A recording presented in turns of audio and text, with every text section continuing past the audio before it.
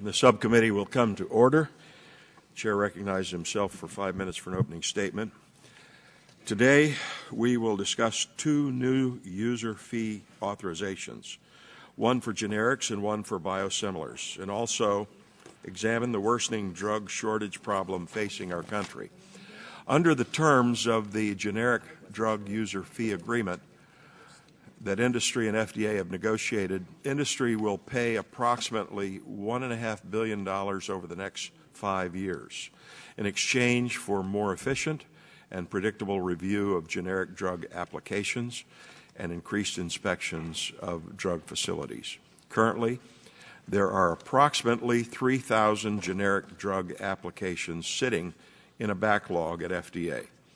One of the goals of the agreement is to eliminate this backlog within 5 years, speeding generic drugs to the patients who need them without sacrificing quality or safety. Another goal of the agreement is to have FDA inspect all drug facilities at an increased frequency and to bring parity between inspections of foreign and domestic facilities. Industry and FDA have also negotiated a second user fee agreement for biosimilars, those products approved under the abbreviated approval pathway for biological products shown to be highly similar to an FDA-licensed biological product. This subcommittee has spent a great deal of time in the last few years trying to achieve a pathway to approval for biosimilars. This agreement authorizes 4 types of fees: application, product, establishment, and biosimilars product development to make this a reality. Finally, every day we are hearing from providers in our districts about increased difficulties in acquiring the drugs necessary to treat their patients. As this subcommittee looks to develop a package of ways to alleviate drug shortages, I look forward to hearing from our witnesses and learning their views on the matter. Again, thank you to all of our witnesses on both panels, and I will yield the balance of my time to Mr. Murphy from Pennsylvania for an opening statement. Thank you, Mr. Chairman. Brand name and generic medicines are simultaneously necessary and essential components of quality and cost-effective health care. But approximately 78% of prescriptions dispensed in the United States in 2010 were filled with generic drugs. It's estimated that over the last 10 years, the use of generic medications has saved our health care system nearly $1 trillion. However, in recent years, the backlog of generic drug applications at the Food and Drug Administration has dramatically increased.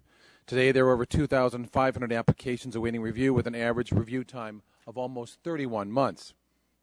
At the same time, events like the 2007 contamination of heparin manufactured in China have raised serious concerns about the security of the U.S. pharmaceutical supply chain.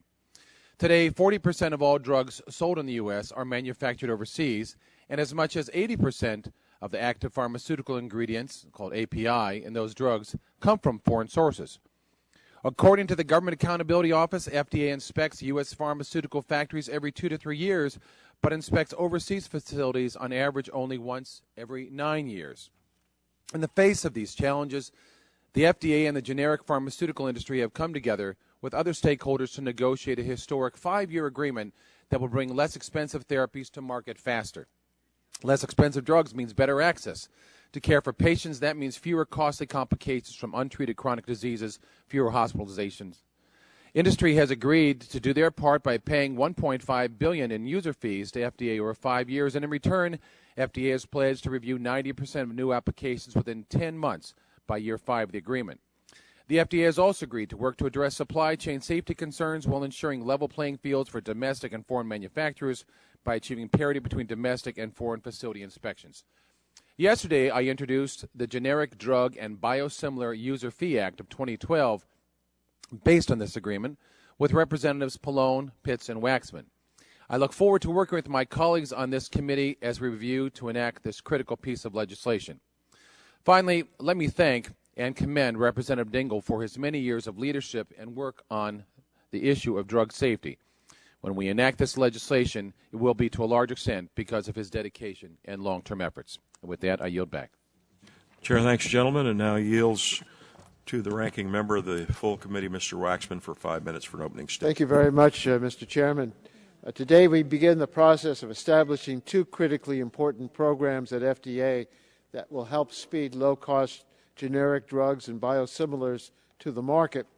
Because these are new user fee programs that will now join the other long-existing programs, just yesterday, Representative Murphy, Plone, Pitts, and I introduced the Generic Drug and Biosimilars User Fee Act, which will give FDA the authority and resources it needs to review generics and generic applications in a timely and effective manner.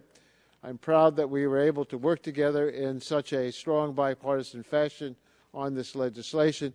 It reflects our shared commitment to ensuring that American patients have access to these life-saving medicines early and at a price they can afford. I also want to commend FDA and the biotech and generic drug industries for the hard work they put into negotiating these thoughtful and thorough proposals. These programs are long overdue. We've had a long history of success with the other user fee programs for brand name drugs and medical devices. In contrast, for some time now, FDA's generic drug review program has been starved for resources, which resulted in a dramatic backlog of applications. That, of course, has meant fewer generic drugs on the market and consequently higher medication prices for American patients. At long last, legislation will help us turn this untenable situation around. Likewise, FDA will also now have the resources it needs to review applications for biosimilar drugs. By most accounts, biotech drugs are the most promising medicines on the horizon. This law will permit FDA to fully implement the newly established biosimilars pathway, and we will all begin to see its benefits. On a different note, I am encouraged that the subcommittee is taking another look at the very dire situation surrounding drug shortages. This is the kind of issue that can and should be tackled on a bipartisan basis. It's a complex and multifaceted problem, but I feel confident that we will work together to find workable solutions. Thank you for holding this hearing today, and I look forward to the testimony of our witnesses. Yield back my time.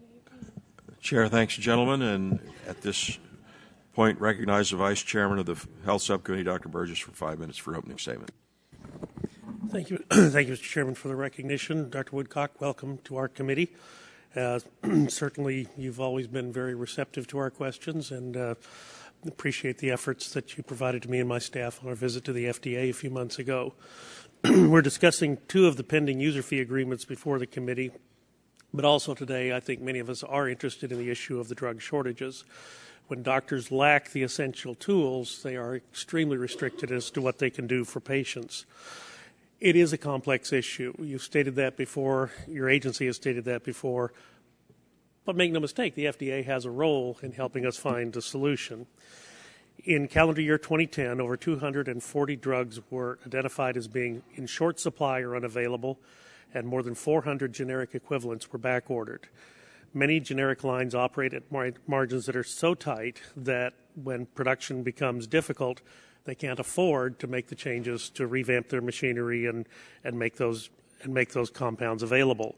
In an ideal free market, competitors would then move in and assume this market share, but now we're in a situation where some competitors cannot afford to ramp up to meet the resulting demand. We have to ask ourselves, is this a result of hyper-competition, and if so, is that ultimately a good thing? So is approval of multiple competitors in a limited space leading to market forces that actually end up driving patients back to branded products at higher prices and increased spending, is that good in the long run? And inevitably, we have to face the over 3,000 number of backlogs of generic applications. And I'm very interested in tracking the goals in this user fee agreement in regard to the one-time fee the industry has agreed to in order to clear that backlog. Finally, we have to look at the issue of bioequivalence, and when the Food and Drug Administration chooses to exercise the flexibility they have in the approval process. In some instances, I believe this authority has been used questionably. In others, I question why it hasn't been used at all. On January 6, in response to a request for flexibility on bioequivalent studies for a substitute for Doxil, a chemotherapeutic agent used in treating gynecologic cancer, Mr. Connor, the Director of Bioequivalence at the Office of Generic Drugs, wrote, quote, "The Food and Drug Administration may take steps to expedite regulatory reviews. However, the agency has determined that it is necessary that a bioequivalence or bioavailability study in patients be conducted." Now, I don't have any other information on the quality of this submission, but I do know this. Doxil is gone now to treat patients. The line is shut down. Any stockpile that was there went to treat the ill, and that's appropriate, but how do you conduct a bioequivalent study if you don't have the product against which to test? When you're doing a randomized clinical trial, it requires that you have the product to test. You can't do that. And yet the Food and Drug Administration just simply wants to say, well, you got to do the bioequivalent study. They're not telling us what we should do in this event where we have no product left against which to test. These are tools on which physicians rely every day. And what do we do when they're not there? Here are some other observations. Another quote: a 51-year-old patient with platinum-resistant ovarian cancer had already been treated with another chemotherapeutic agent. She has few choices for therapy and will likely die before the drug shortage is corrected. I have 3 promising clinical trials which are now on hold because of shortages. Please help us. Another quote: I cannot obtain Doxil for patients stabilized on therapy. I've switched to alternate drugs with more side effects. Another quote: we have encountered regimen changes, difficulties with patient insurance approval, and an increase in hospitalization due to side effects of older regimens. Close quote.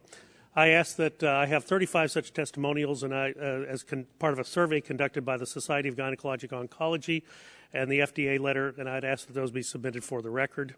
Look, no patient wants to tell a patient, no physician wants to tell a patient that they cannot receive the care they need because there is no treatment, but because the product is simply not available and we won't provide alternatives is no solution at all. I'll be glad to yield the remaining time to anyone on my side who would request it. If not, I yield back to the chairman. Without objection, those will be entered into the record, and the chair now recognizes the ranking member of the Subcommittee on Health, Mr. Plone, for 5 minutes for opening statement.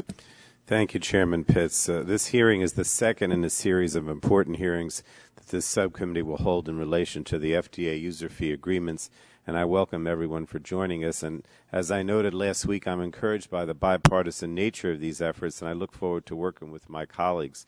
Today's topics will cover 2 brand new user fee programs that the subcommittee will authorize. The first is the Generic Drug User Fee Agreement, also known as GDUFA, that will create a program at the FDA in order to help expedite review of their applications, similar to the way brand name drug manufacturers pay user fees. Primarily, the agreement will help address the significant backlog of generic applications currently at the FDA. Unfortunately, over the last several years, this backlog has continued to grow at an alarming rate. In fact, the median time for a generic drug approval has doubled to 32 months, and that means all these generic drug products are kept off the market and out of the hands of consumers, which is a waste and simply too long. Generic drugs, as we know, have proven to help lower healthcare costs. In the last decade alone, generic drugs have provided more than $824 billion in savings to the nation's healthcare system.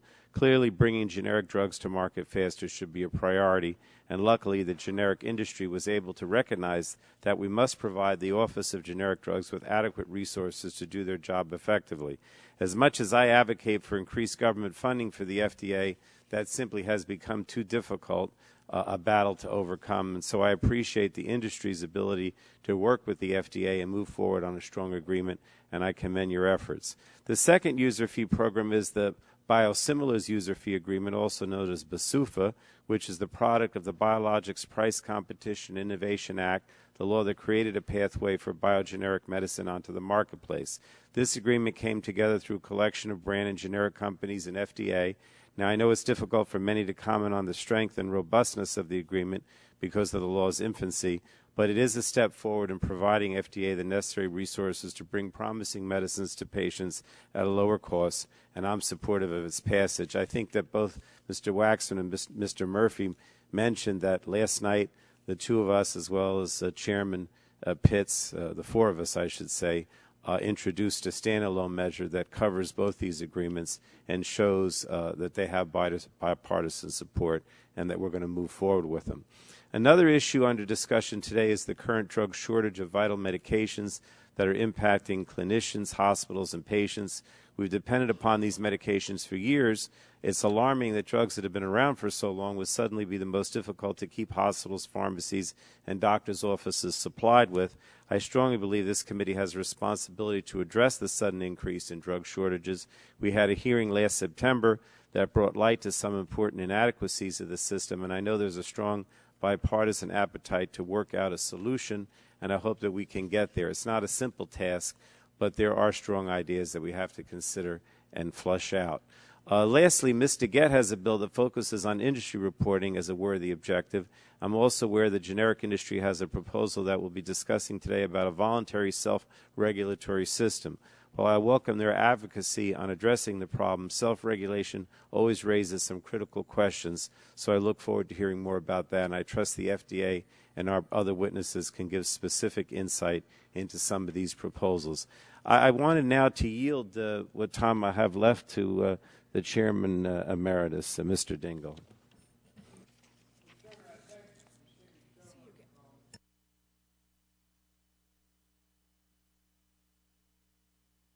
About me a little earlier.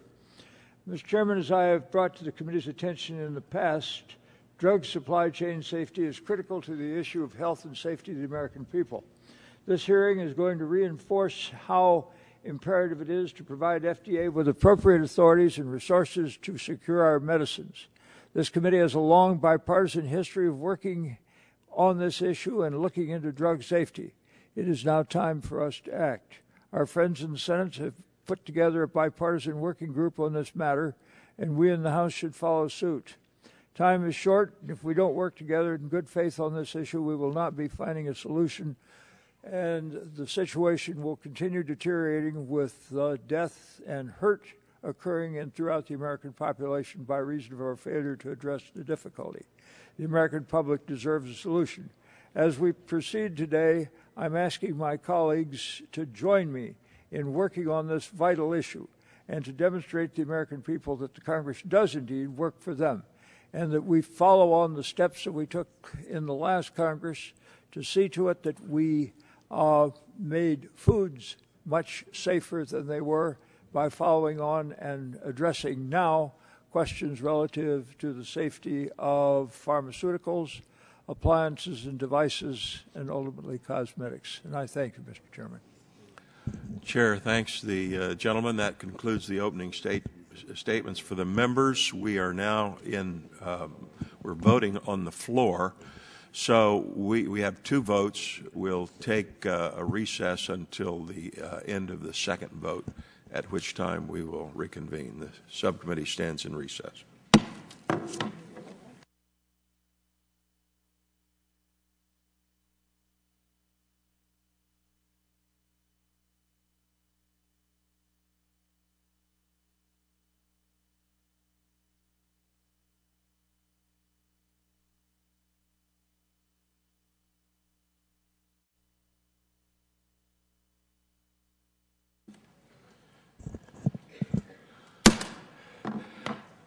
The subcommittee will come to order. Our first panel will have just one witness, Dr. Janet Woodcock, the director of the Center for Drug Evaluation and Research at FDA. We're happy to have you with us today, Dr. Woodcock, and your written testimony will be made part of the record, and you're recognized for 5 minutes to summarize. Thank you very much, and good morning. Mr. Chairman and members of the subcommittee, I'd really like to thank you for the opportunity to testify about three important issues: the United States generic drug program and user fees that would support it, the new biosimilars program and proposed user fee, and the ongoing crisis of shortage of essential drugs in the United States. I'm joined today by Dr. Teresa Mullen on my right, who is the director of the Office of Planning and Informatics at the Center for Drugs. Dr. Mullen was the lead negotiator on the prescription drug user fee program and on the biosimilars program. And to my left is Mr. Peter Beckerman, who is a senior advisor for policy in the Office of Policy at FDA. And he was one of the lead negotiators on the generic drug user fee program. Since enacted by Congress in 1984, the current generic drug program has been a stunning success by most accounts.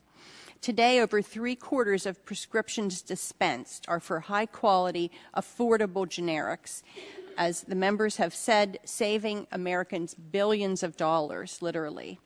But this program has been the victim of its unprecedented success. Applications to the program have skyrocketed, and the program has not been able to keep up. Times to approval have lengthened and are prolonged, and over 2,000 applications are in a so-called backlog at the Office of Generic Drugs. At the same time, globalization of the industry has challenged FDA to assure the same level of inspectional coverage that is carried out domestically for the foreign facilities. The new user fee program proposed to Congress addresses both these problems head-on. The program would bring timelines and predictability to the review process, eliminate the backlogs. It would also provide a level playing field for inspections to ensure that the same quality standards are maintained wherever in the world the generic drug is made. These changes will ensure that U.S. consumers continue to have access to safe, effective, high-quality, and affordable generic drugs. The proposed biosimilar user fee program is intended to support a new emerging industry. Biologics drugs developed over the past 20 years have provided new and effective treatment options for patients with serious diseases, such as rheumatoid arthritis and cancer. But the generic drug program that existed did not apply to and was not really appropriate for these complex biological molecules. In 2007, Congress created a new pathway for biosimilar biologics and instructed FDA to develop a user fee proposal, which we have done. This program is intended to support an emerging industry, and I'll be very pleased to be able to discuss it. I would like to thank the members for Mr. Murphy and Mr. Pitts and the additional members for introducing legislation. We're really happy to hear that there's bipartisan support, and we look forward to working with you. I'm also pleased to announce that later today, FDA will introduce 3 draft guidances for industry on biosimilars.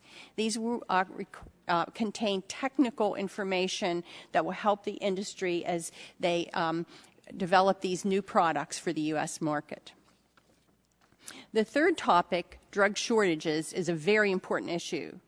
Millions of Americans rely on medicines to support or sustain their health, as we heard from Dr. Burgess. The recent shortages of sterile and injectable drugs, many of which are essential in cancer treatment or in seriously ill patients, have brought a spotlight on this problem. The causes of drug shortage are multifactorial. But in this case, a perfect storm came together to create the current situation of shortages. FDA does everything possible to both prevent and ameliorate shortages, including stimulating the production of other manufacturers, allowing risk mitigation strategies for products that have manufacturing difficulties, moving up the queue of applications so we could get additional products onto the market to alleviate shortages, and even arranging for temporary importation of similar products from other countries. For the current shortages, this has not been enough, and hospitals and clinicians are facing and have been facing significant shortages. We look forward with working with you to ensure that Americans have continued, uninterrupted access to effective, safe, high-quality, and affordable drugs to sustain their health. Thank you very much. Chair, thanks, gentlelady. And now begins the questioning, and I'll recognize myself for 5 minutes for that purpose. Dr. Woodcock, how many applications are in the generic backlog at FDA? We count what you might consider a backlog to have about 2,000 applications. 2,000. That includes some drugs that couldn't be approved now because they the patents haven't expired on the innovators. You can send in your application beforehand, and then you have to wait. But there are many in that backlog that could be approved if we had time to get to them or had the inspectional resources to do the inspection. And how will the generic drug user fee agreement help clear out this backlog? The agreement has several parts, and one is specifically directed at the backlog. What we have recommended to Congress is that there be a one-time backlog fee paid at the start of the program of $50 million. That would go toward us beginning to work on the backlog. One of the goals of the program that we would be held to is clearing up the backlog by the end of the 5-year user fee program. So by that time, we would be in steady state. Applications in the door, applications out the door, with predictability of that process and timelines. So we would expect with the backlog fee and our commitments and timelines that the backlog would be eliminated. Can you be a little more specific on what kind of generic drug applications are in this backlog, and how will clearing this backlog save patients in our healthcare system money? Most of the drugs in the backlog are additional copies of a drug where there is already a generic, because we expedite the first generic out the door to try and get patients that initial savings.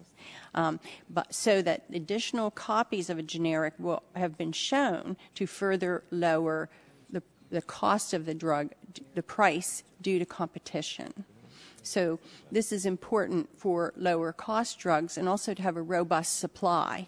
I think we're learning, and we know from the shortage situation, it's important to have multiple manufacturers of important drugs. Now, in your testimony, you talk about FDA's efforts to expedite review of manufacturer submissions to help alleviate drug shortages, and currently it takes FDA 31 months to review these submissions. Can you give us more background on what expedite means? On average, how long does it take to expedite those submissions that can help alleviate drug shortages? I can't give you an exact number, but what we did, we have a queue, and so everything is waiting, and usually generic drugs are reviewed first in, they're reviewed first. So if you're the third in, you're reviewed third, and so forth, because for fairness purposes. What we do, if there's a shortage drug where that application might help ameliorate the shortage, we pull it out of the queue and review it as quickly as possible. So much of that 30 months can be gone. If the application is good, we can review that rapidly and get that drug on the market. So we have very few drugs waiting in the queue that actually would address shortages. We have identified any of those drugs, and we've expedited review of the applications. Now, how will the Biosimilars User Fee Program provide predictability and consistency regarding the review of biosimilars applications, and how will the Biosimilars User Fee Program help this burgeoning industry? The Biosimilars User Fee Program will provide predictability of timelines and review and process to this industry, similar to what the prescription drug user fee does for innovator products. To some extent, the Biosimilars program was modeled on the PDUFA program. However, it has a development piece in it to recognize the emerging nature of this industry. And that development piece, they pay fees and they get a series of development meetings so we can give them extensive advice on how to develop their products. And then when the final application comes in, there are timelines and goals associated with those timelines. So FDA, in exchange for having this user fee program, will be expected to meet those timeliness goals on review. All right, thank you. My time has expired. I'll recognize the ranking member of the subcommittee, Mr. Plone, for 5 minutes for questions. Yeah, thank you, Mr. Chairman. Dr. Woodcock, we've heard these statistics about the drug production overseas, that 40% of drugs and 80% of the active pharmaceutical ingredients come from abroad. That's my concern. As you know, Mr. Dingle, Ms. DeGette, myself, and Mr. Waxman have introduced the Drug Safety Enhancement Act that gives the FDA authorities and resource to address the problem of these ingredients and drugs from overseas. You mentioned in your testimony the challenge represented by foreign inspections. My understanding is that current law requires FDA to inspect domestic drug facilities every 2 years, but is silent with respect to foreign facilities. That seems to be an even playing field, obviously. And I know resources are always going to be an issue, but I still think that the bifurcation doesn't make sense. So I wanted, assuming you have unlimited resources, which of course is absurd, but assuming you have unlimited resources, do you agree that inspecting foreign and domestic facilities at the same frequency would make sense? Yes, I believe that what we need to do is a risk-based approach, and if some facilities in the United States and some facilities overseas may need very close FDA supervision because of problems they're having.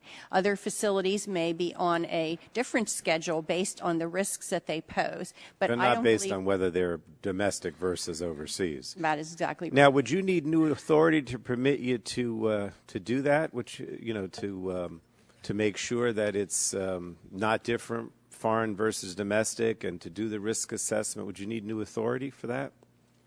We primarily lack the resources to perform this inspectional program, and one of the principal goals of the new generic drug user fee program is to level that playing field of inspection. And one of the proposals there is that we conduct risk-based surveillance inspections around the world and achieve parity or a level playing field. So it's more a question of the resources than new authority then? Yes, I believe that, of course, the law sort of sends a message that you're supposed to do the domestic every 2 years and is silent on the foreign. But from what we are doing, we're trying to ensure the quality of drugs for our patients, and where the drug is produced should not be taken into account. Oh, thank you.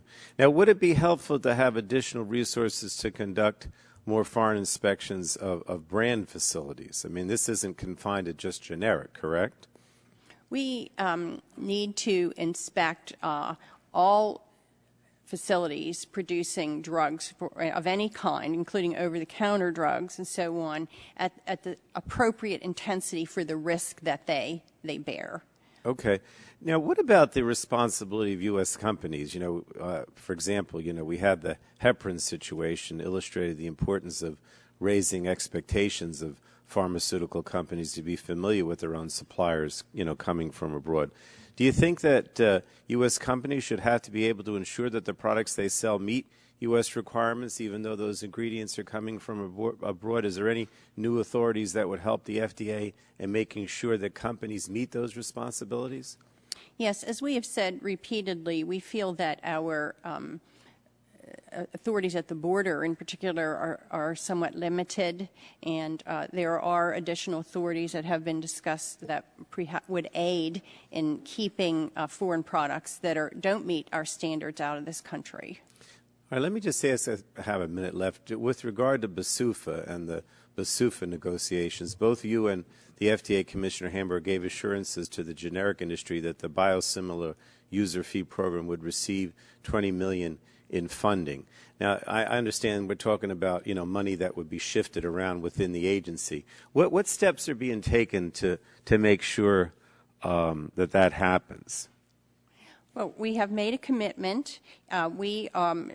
Dr. Mullen, who's here, we've been just discussing our time reporting and other tracking mechanisms. We keep very close track of how we expend both our BA money and our user fee money. But I mean, is this something that you're going to move around within the agency? Is it going to be in the budget, or is it a new $20 million that we have to come up with? I assumed it was within the agency. That's what I'm trying to find out. Of course, we would appreciate, having resources to conduct this program. However, we do have $1.8 million right now in appropriated dollars for the biosimilars program, and we would make up the money. If we don't receive appropriated money, we would use BA funds that are existing within the Center for Drugs. All right. Thank you so much. Chair, thanks, gentlemen. And Recognize the gentleman from Pennsylvania, Dr. Murphy, for 5 minutes for questions. Thank you, Mr. Chairman, and thank you, Doctor, for being here. Appreciate your candid and informed comments on this. Let me start off by asking about I want to make sure I understand the FDA rules with regard to these medications. The Federal Food and Drug Cosmetic Act assumes that a drug is adulterated unless the methods used for manufacture of drug products conform to good manufacturing practice. Am I right that it works under that assumption? That's correct. Can you explain the role and importance of these good manufacturing practices in terms of helping to ensure the safety and integrity of FDA-approved products? Can you explain how that works? Certainly. When drugs are produced in mass production in a factory, all right, there are many procedures. The modern term would be quality management, okay, to make sure that each time the drug is produced adequately and of adequate quality, and that no errors have occurred. And it would be amazing if you go in a factory, and as we do all the time, to see how many times something can go wrong. And so you must check, and you must observe, and you must test, and you must improve, and do all that. And those are embodied in regulations called the Current Good Manufacturing Practices Regulations. And we also have international agreements on a lot of this, how it should look, that we've worked out through the International Conference on Harmonization. So the assumption is, unless you've actually seen what they do and given your seal of approval to that, we're assuming it has not met that standard. Is that a fair statement? Well, we have set standards for what the quality management should be like, and also we review the drug, make sure the testing and so forth will control the drug adequately, but until we go in there, we don't know if they're actually following those procedures. And they may follow them at one time and then later slip from that and get into problems and not produce a quality drug. Hence the importance of inspecting plants on a regular or tighter basis, and as you sometimes do, a surprise visit may occur and then you do a short period and show up again. I know we've had hearings in the past where there's no such thing as a surprise visit to a foreign country. They know you're coming. That's and where correct. you're going. So do these practices differ in the United States versus other countries then in terms of what how medications are manufactured? I mean, by the manufacturers Yes, themselves? by the manufacturers themselves. Yeah, well, there is a wide range of capacity and functionality in the different countries, all right? In the United States, there's been a long history of FDA inspections and understanding of what the standards are. Nevertheless, I will point out, over the past year or so, we've had multiple recalls, and some of the drug shortage problems are due to U.S. manufacturers who are not being able to manufacture their product. So it requires vigilance and continued attention to be able to manufacture these products right. That said, in other parts of the world, it's much more uneven. They may have extremely modern factories and be right on top of their game, and there are many factories that may be substandard in different areas. So given all that, what's preventing the FDA from updating good manufacturing practices right now that require companies to verify their suppliers are complying? And associated with that, do you think the bills before us here sufficiently address your concerns? And either way, will you be able to offer other recommendations for cleaning up these bills if you feel that's necessary? Yeah, well, we would be happy to work with you. I believe that the user fee bills are not around policy or regulation. They are about providing extra resources to perform activities. The regulations or law around drug safety and quality have not been really modified for a long time and are probably not totally congruent with modern understanding.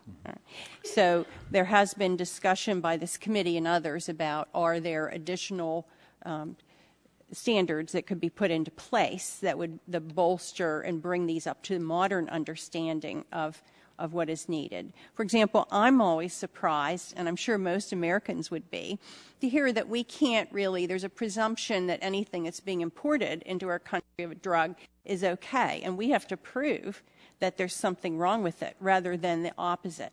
Most other countries, that's not the case. I want to make sure I hear what you're saying. You're saying you have to prove something's wrong with the imported drug?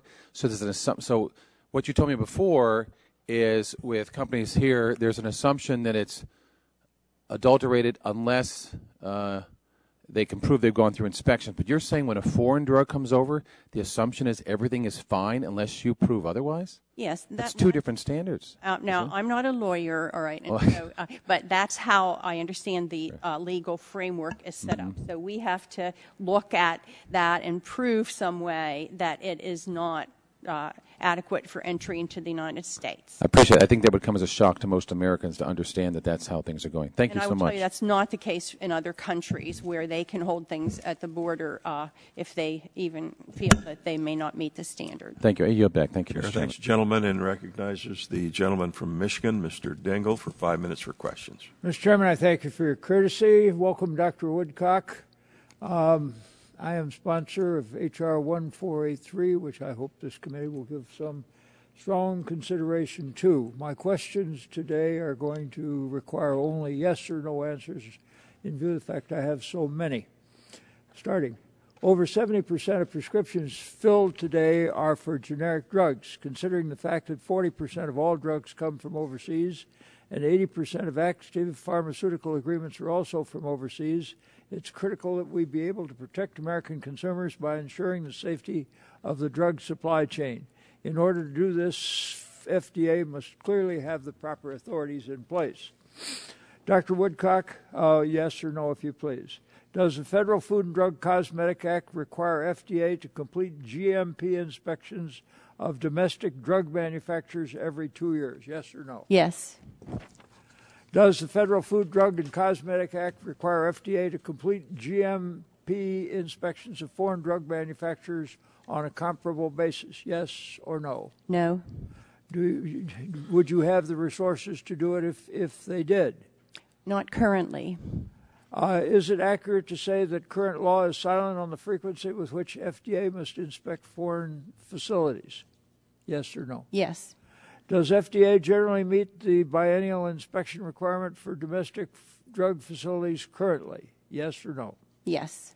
Is it true that FDA does not inspect foreign facilities at the same frequency as domestic facilities? Yes or no? Yes. Is it true that a lack of financial and personal resources are contributing to factors not for inspecting foreign drug facilities more frequently? Yes or no?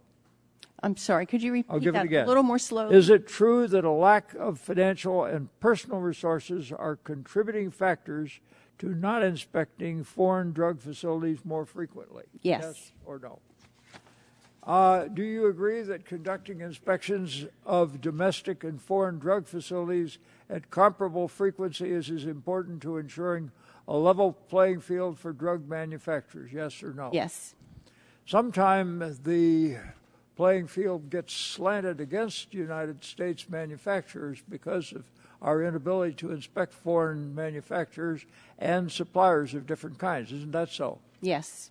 Can our goal be achieved by using risk-based inspection systems? Yes. Yes or no? Yes or no? Yes. Do you agree that a risk-based inspection schedule for domestic and foreign drug facilities based, for example, on compliance history, time since last inspection, volume, and type of product would allow FDA to better target their resources? Yes or no? Yes. Do you agree that conducting comparable inspections of domestic and foreign facilities is important to public health? Yes or no? Yes. Do you agree that FDA needs adequate resources, both financial and personnel, to conduct comparable inspections of domestic and foreign drug manufacturers? Yes or no? Yes. Does the Prescription Drug User Fee Agreement currently provide resources for pre-approval inspection? Yes or no? Yes. Does the Prescription Drug User Fee Agreement currently provide resources for any inspections beyond pre-approval inspection? Yes or no? No. Do you know that, as you know, the Generic Drug User Fee Agreement provides additional resources for FDA to conduct GMP inspections of both domestic and foreign drug facilities? Does FDA need similar resources for inspections of facilities manufacturing innovator drugs? Yes or no? Yes, we need similar resources. Now, one obstacle for ensuring comparable inspections of domestic and foreign facilities is a lack of complete and accurate information that FDA has on generic drug manufacturing establishments. Will the Generic Drug User Fee Act help FDA to identify all domestic and foreign drug and active pharmaceutical ingredient facilities involved in the making of generic drugs through registration? Yes or no? Yes, as proposed. And I'm assuming that that is a very badly needed authority at Food and Drug. Is that yes or no? Absolutely. Mr. Chairman, I have completed my business, and with 9 seconds to spare, I yield back the balance of my time. Chair thanks the gentleman for his gracious Mr. Chairman, I ask unanimous consent that the record will include an analysis of H.R. 1483, the Drug Safety Enforcement Act of 2011, of which I am sponsor. Thank you, Mr. Chairman. Without objection, so ordered. And now recognize myself for 5 minutes for questions. And again, Dr. Woodcock, welcome to our humble little hearing room here at the Energy and Commerce Committee. We welcome you back. Let me ask you a couple of questions that deal with the issue of conflicts and the exclusion of people from the FDA advisory panels because of conflicts of interest. Have there been instances where experts have been disqualified from serving on advisory committees because they served as an investigator for the product under consideration? Yes. Have there ever been instances where someone is disqualified because they've been in a clinical trial and as an investigator for an unrelated product? Yes. So I think I have an accurate quote from you where you say it is difficult finding highly experienced people who do not have conflicts. That's correct. And we have delays in the panels because of this policy. And in fact, your Commissioner, Margaret Hamburg, Dr. Hamburg, has said some meetings require expertise that is limited to a handful of experts who can often have conflicts of interest. So tell us what the real-world consequences of this are. Most of us have never been in an FDA advisory panel meeting. So what are the implications of having people that have to exclude themselves or be excluded because they either have knowledge of the product under consideration or they've been involved in an unrelated investigation? We are asking the committee for advice on very complicated scientific questions. Our scientists are very well versed on the topic and will have gone over all the information in the application and any related literature. So they really want people at the table who can help them grapple with these complex questions. And they would really like experts, trialists, or disease experts who can shed additional light on the problem they're trying to deal with. Just as someone from the outside, is the converse of that universe also true, that the people who are involved may not have the knowledge set or skills to make some of the decisions they're required to make, and in some cases maybe even lack the basic fund of knowledge to deal with the clinical question at hand? Yes. All right. Thank you for that succinct and concise answer. Let me ask you this, since you've given me the benefit of some time. I have been in a ping-pong match for the last couple of weeks, couple of months, since the 1st of January, when the EPA banned the sale of over-the-counter asthma inhalers. I'm an asthma patient myself, and I will just tell you, all across this country, people are going to be going to the CVS pharmacy at midnight because they've had an asthma attack and they are out of all of their other options, and they're used to being able to buy for $16 Primatene inhaler and now they cannot. And we, as members of Congress, are going to start hearing about that. It's not going to happen all at once, but it is slowly going to start rolling out into the American landscape, such that by the time of the August recess, I suspect there will be a number of people who show up in each member's town halls complaining about this policy. So now we've heard from the EPA, and the EPA says it's your fault, and Commissioner Hamburg said, no, it's the EPA. Can you help us? Primatene has been on the market for a long time. And the only thing that has changed is the propellant. CFC changed to HFA. I would argue that HFA is not as efficient a dispersant as CFC, but that being aside, there really is no difference in the active pharmaceutical ingredient in the over-the-counter inhaler Primatene, but for whatever reason, it's held up somewhere. Can you help us get that done? The switching of all the asthma inhalers was triggered by the Montreal Protocol that was agreed to by the United States to eliminate CFCs to help with the problem with the ozone layer. And FDA has gone through a very long process to inform the manufacturers, work with the community, prepare them, and then execute the switches. For the prescription albuterol inhalers, which are really the preferred standard of care, as you know, for asthma. Yeah, but all of us don't plan ahead. Right. And I'm the world's worst asthma patient, and I will forget. And right. then something happens that triggers an attack at 2 o'clock in the morning. And now the only option is to go to the emergency room and get a treatment, and that's $1,500. I understand. It was $16.00 before, and this is what we've visited upon people. Well, I do want to enlist your aid in getting this problem solved.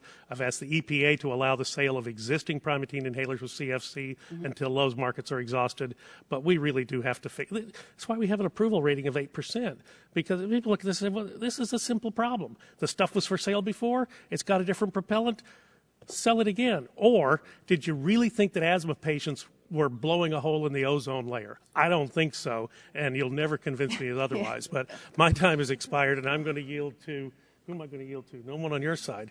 I'll yield to Dr. Gingrey. Oh, I beg your pardon. Okay, Dr. Gingrey, you're recognized for 5 minutes for questions, sir. I just want to welcome Dr. Woodcock. Thank you. Thanks. Mr. Chairman, thank you. Dr. Woodcock, much has been made over the past months and years about drug and medical production moving overseas to countries like China, and many reasons for this migration have been put forward.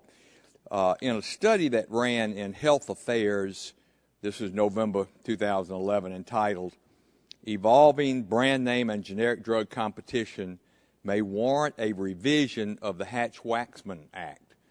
The authors state that, and I quote, the Hatch-Waxman Act in 1984 raises questions about whether the Act's intended balance of incentives for cost savings and continued innovation has been achieved. Generic drug usage and challenges to brand name drugs patents have increased markedly, resulting in greatly increased cost savings, but also potentially reduced incentives for innovators, new drug applications, brand name. Congress should review whether Hatch-Waxman is achieving its intended purpose of balancing incentives for generics and innovation. It also should consider whether the law should be amended so that some of its provisions are brought more in line with recently enacted legislation governing approval of so-called biosimilars. Dr. Woodcock, do you believe that Congress should review the current Hatch-Waxman paradigm to ensure that the intended balance of incentives for cost savings and innovation continues to have been achieved? I would say that deciding on those trade-offs between innovation and cost saving for the American public is really one of the jobs of Congress. And FDA will execute the provisions as they are laid out by the Congress. It is clear that there have been tremendous cost savings, as many of the members have indicated, from the generics program. We also know that the innovator industry is struggling right now. That, again, is multifactorial and would have to be the subject of a different discussion. But the innovator industry overall is in a crisis. Despite that, they have put forth many innovative drugs, which we have been able to approve over the past year. We approved 30 new molecular entities last year, many of them very innovative drugs. So whether that's the correct balance, I think is a very complicated economic issue that I'm not able to opine on, and it involves many societal trade-offs to decide. Well, I thank you, and I know you can't state exactly, but your answer certainly suggests that you have some concerns that maybe the balance that we are trying to achieve is not there. Is that a fair statement? Or I think many of us are concerned about the health of the innovator industry, which is what brings new products and treatments and cures to people who lack therapies right now. However, whether or not HatchWaxman is the way to deal with that is beyond my purview.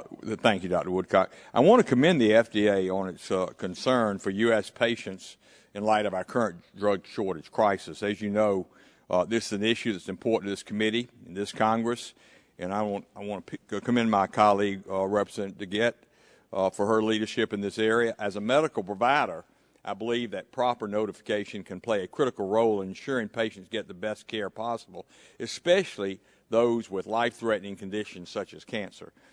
In your testimony, you state that, quote, although many of the root causes of drug shortages are beyond our control, we are committed to addressing this important issue and look forward to working with the subcommittee on this issue.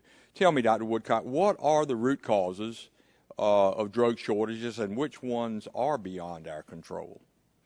Well, I would refer you to the excellent document that was written by at HHS, the Assistant Secretary for Planning and Evaluation, I believe, at HHS, that discussed this, because many of them are economic issues.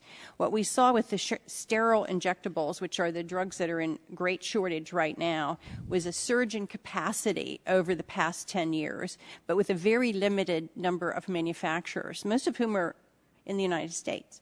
And with that capacity surge, they took on a large inventory of sterile injectables that they were producing, each of these manufacturers. And then when they developed problems in their manufacturing ability, where they were getting particulates or endotoxin or other potential bacterial contamination and so forth, which I will add, these things are hard to avoid, and they take a lot of diligence to keep sterile manufacturing at a high quality level. But when they encountered these problems, then we lapsed into a shortage situation with few alternatives, or maybe no alternatives. I see my time has expired, and as I yield back, would you be sure and get that report to me? I would appreciate Happy to it do very much. so. Thank you, Mr. Chairman. I yield back. Thank the gentleman for yielding. The chair now recognizes Mr. Towns of New York for 5 minutes for the purpose of questioning the witness. Thank you very much, Mr. Chairman. Thank you for having this hearing. Dr. Woodcock, I'm concerned about the large backlog of generic drug applications. What can be done about that? Well, I'm concerned about it too, and the proposal that we've given to Congress for the generic drug user fee program has a specific provision to eliminate the backlog over the first course of that program. Right. Is there cooperation across the board, in terms of the pharmaceutical companies and all of that? Everybody is on board with this agreement? Yes, I think it's in everyone's best interest to eliminate this backlog and to have a predictable and efficient generic drug process. Right. Once this goes into place, what will the turnaround time be, approximately? The goal time for any generic drug application is a first review, a complete response within 10 months of the submission of the application. Right. So that the goal would be every generic drug applicant would get an answer back in 10 months. And we would then look at how many of those could get right on the market, or what were the problems that would keep them going into another cycle. Right. Mr. Chairman, I'm going to do something we don't do around here. I'm going to yield back. The chair recognizes the gentleman's generosity and recognizes the gentleman from Ohio, Mr. Latta, for 5 minutes for questions. I thank the chairman and Dr. Woodcock. Thanks very much for being with us today. I'd like to kind of go back to what Dr. Gingrey was talking about at the very end in regards to drug shortages. And I've been working with several other members in the past few months on this issue. And first of all, if you said in your opening statement that, especially on drug shortages, that we had a perfect storm, could you describe what that perfect storm is or was? Well, it was the enhanced utilization of the older sterile injectable drugs, okay? So the demand went up for them. At the same time, new sterile injectable drugs went generic. And so then firms took those on as well. So then the demand on their lines, they have a limited number of manufacturing lines that can make sterile injectables, all right? Because it's very hard to do that. So the demand went up, both for the existing drugs and the new generic drugs that were sterile injectables. At the same time, it takes a while to expand the capacity and bring up new facilities. So that did not happen. And then manufacturing problems occurred within many of those lines, thus in making them have perhaps to shut down the line and precipitate a sudden shortage. The other manufacturers who might take up the slack were also having capacity problems of their own or having manufacturing problems. So all these factors came together to create really an unprecedented amount of shortages that we're trying to deal with, and shortages of drugs that Americans cannot do without. Let me ask then, over the past year, what have you all done to alleviate that problem? In 2011, we alleviated, we think about, 175? Yeah, 175 drug shortages were alleviated by our actions. Now, 86 of those, I think, were from one firm where we were able to do interventions. But we have multiple interventions, as I described, that we can alleviate those. Nevertheless, there's several hundred shortages that are ongoing. Are there additional items that you can do then? Pardon me? Are there additional items that you could work on to help on that issue? Yes. Well, since the executive order by the President that asked firms to notify us of any kind of shortage, and we have also put in a database that we are tracking these very carefully. We've added staff to the drug shortage program that we have at FDA, but we do feel that if there were legislation that requested companies or required companies to notify us, that would help us in perhaps averting more shortages. And also, is there a disease area where there are more significant drug shortages than others? Right now, we're hearing from the cancer community, and that's because many of the cancer drugs are injectables. But the injectable drug shortage affects many other kinds of disease areas. And over the years, historically, you couldn't predict where the shortages would arise. They have been in all sorts of disease areas. And also, will the generic drug user fee help with the drug shortage issue, do you believe? I believe that having a robust industry that has predictable timelines for its applications and can get applications through, and also having an inspectional force that we can get out there quickly and do the inspections in the appropriate time will help with shortages, because one of the things we need for shortages is we need more than one manufacturer that's able to make that drug. So if something happens at one plant, then there's somebody else who can ramp up production. Okay. And some of the committee hearings and the press have suggested that the key characteristics of the drugs in shortage, older physician-administered drugs, underscore a failure in the older generic market, and that incentives in this market are critical to solving the crisis. Do you agree with that assessment? I'm sorry, could you repeat that? Yeah, there's been some in the committee hearings and also out in the press have suggested that the key characteristics of drugs in shortage, older physician-administered drugs, underscore a failure in the older generic market, and that incentives in this market are critical to solving that crisis. And do you agree with that assessment? I am not qualified to make a judgment on that. Being a physician and not an economist, the HHS report felt that it was a multiple number of factors, and it wasn't simply an incentives problem. But Teresa, do you have? Yeah, I think that report would probably provide the best description of all the kinds of factors. A number of them are economic, and factors that are not within our ability to control. And if there may be other ways to address those, but we have limited ability to address those factors. Okay. No ability in some cases. Thank you very much, Mr. Chairman. I see my time has expired, and I yield back. Chair thanks the gentleman and recognize the gentlelady from California, Ms. Capps, for 5 minutes for questions. Thank the chairman for recognizing me, and Dr. Woodcock, thank you for your testimony today. I'm actually going to just make a statement to add on to the list of reasons why the topic at hand, the drug shortage, is a very real issue. I would ask a question following, but it's already been asked, and you've supplied the answer that I know you would answer to me. But it is such a prevalent problem, plaguing manufacturers, hospitals, doctors, and patients alike. So this is a story of one of my constituents who reached out to our office. She's a pharmacy buyer at a nonprofit organization in my district, which works with cancer patients.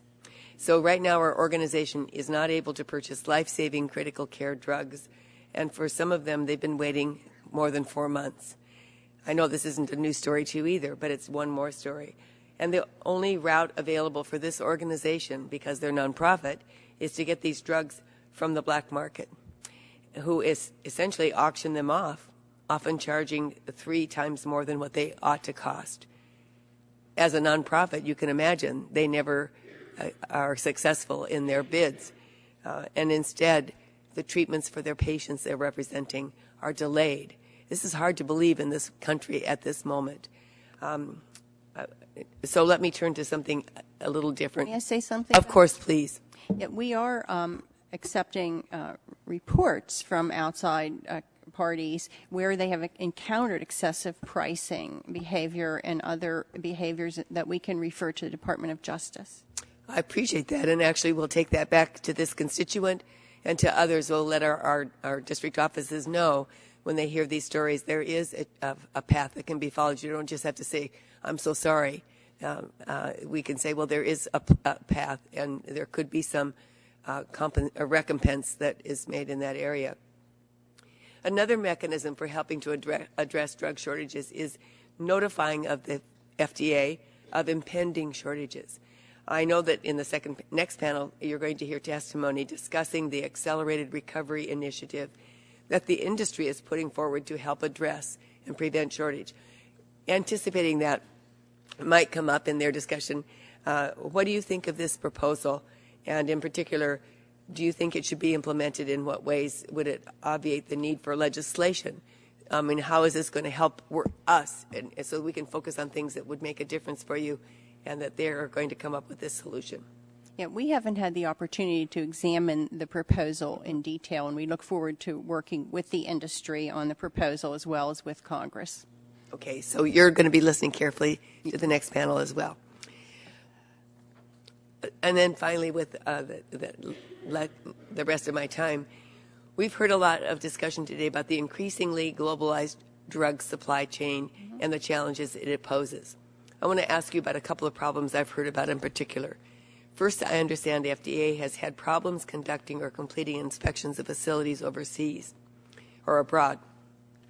Would you be willing to describe some of these problems, such as if a foreign manufacturer doesn't allow you in to inspect its plant or unduly delays you from performing an inspection? What recourse do you now have, and what additional authority would be helpful?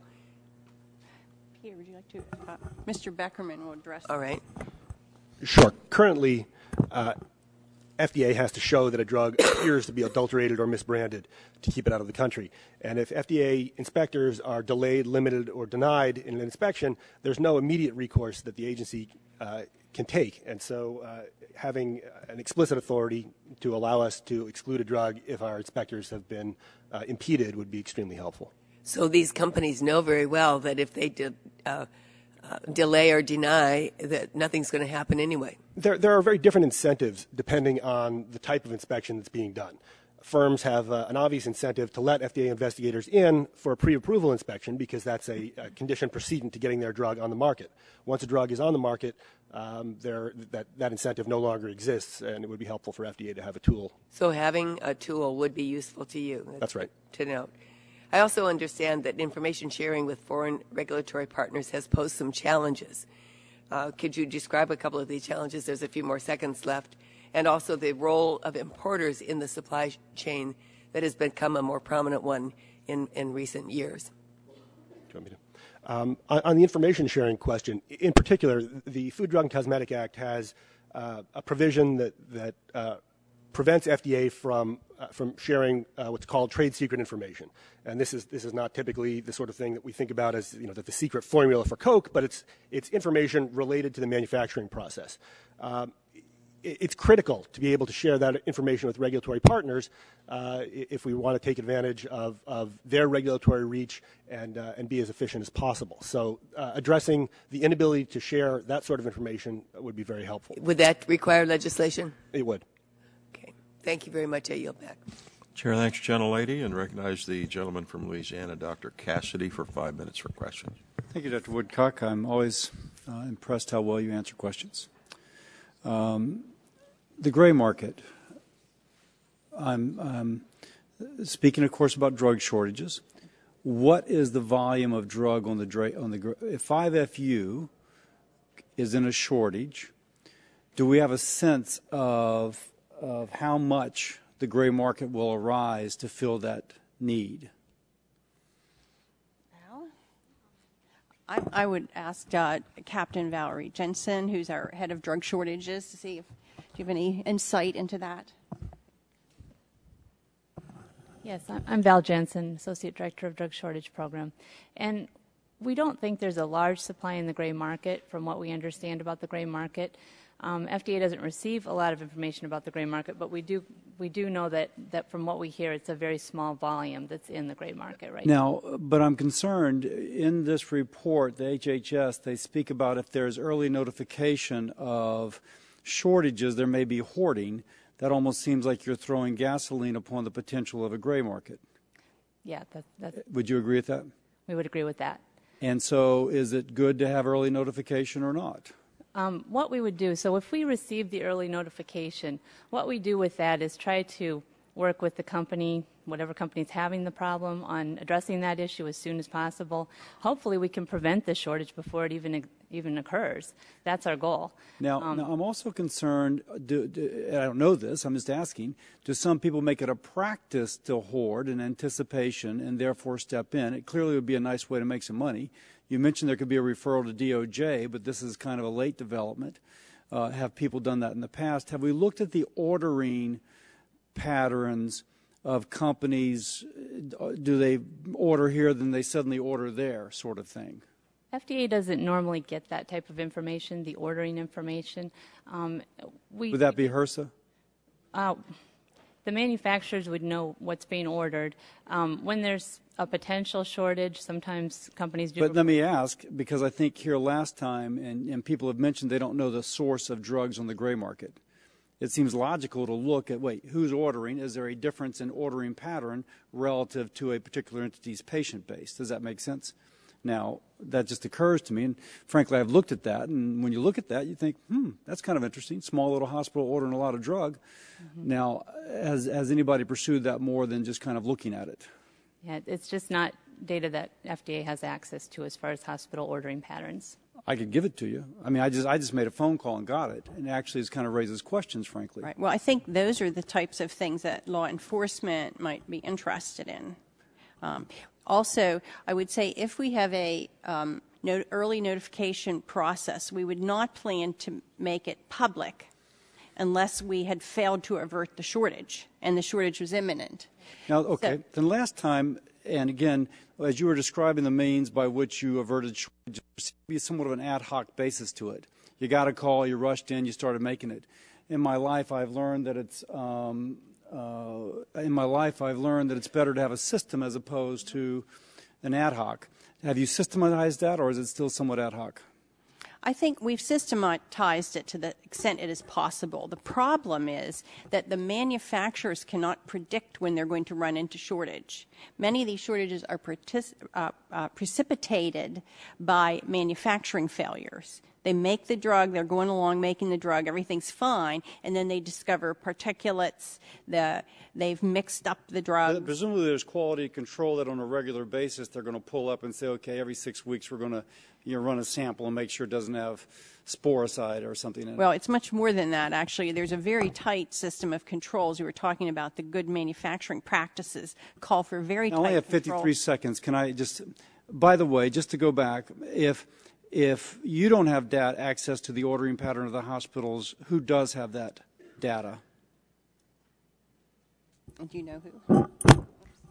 Yeah, I think we'd have to look into that. Could you let me know that? I'd be really interested in that.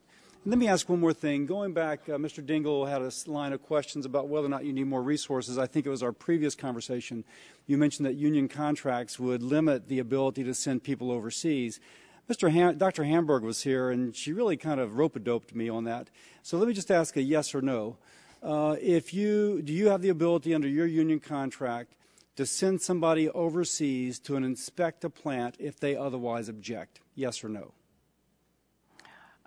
I don't know the answer to that. I don't supervise the field staff, and I imagine it depends on the circumstances. So I can get back to you, but I can't answer that straight out. Does anybody at the panel know that? Okay, if you could, I'd appreciate that. Certainly. Thank you. I yield back.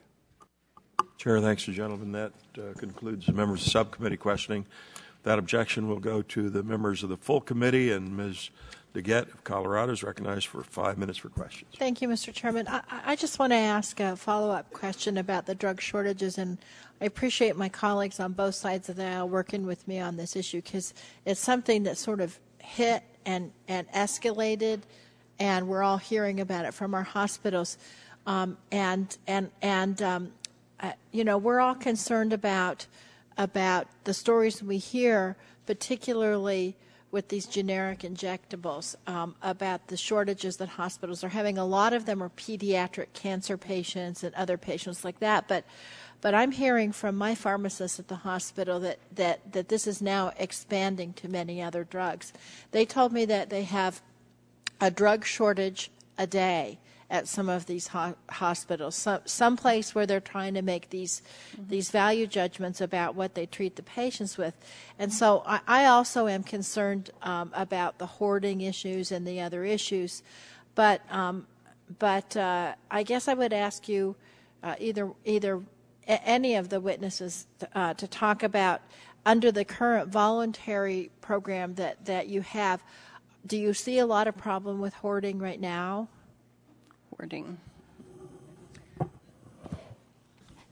What we receive, we do receive reports from pharmacists, mostly faxes and emails that they've received from gray marketers, from companies advertising these drugs at very high prices, and we do forward all of those reports to the Department of Justice. And have you seen a large incidence of that? We have, over the past year and a half, and yes. do you think there's some ways we can write legislation so we don't experience a lot of hoarding if we make a mandatory reporting program? What we see, so with notifications, with mandatory reporting, we would not post a shortage until we know that shortage is going to occur, absolutely going to occur, or has already occurred. We would want to hold off because our goal is to try to prevent all shortages. If we can do that through working with the manufacturers, through working with alternate manufacturers to ramp up, as well as sometimes having to temporarily import product, that's what we're doing. So your process would be, if you got notification of a shortage, to contact the manufacturers to see if it could be resolved internally. Absolutely. Before it's a little bit of a weighing game, isn't it? Because if you don't notify the hospitals and the physicians quickly enough, then having any kind of a notification system is pointless. Right, so you're going to have to figure out how to do that. We need a good way to get information out when we know there's going to be a shortage, get it out as quickly as possible so that hospitals can make decisions. And what would happen if you did have a system where you could get that notification out? What would the hospitals then do with that information? Well, they could plan accordingly.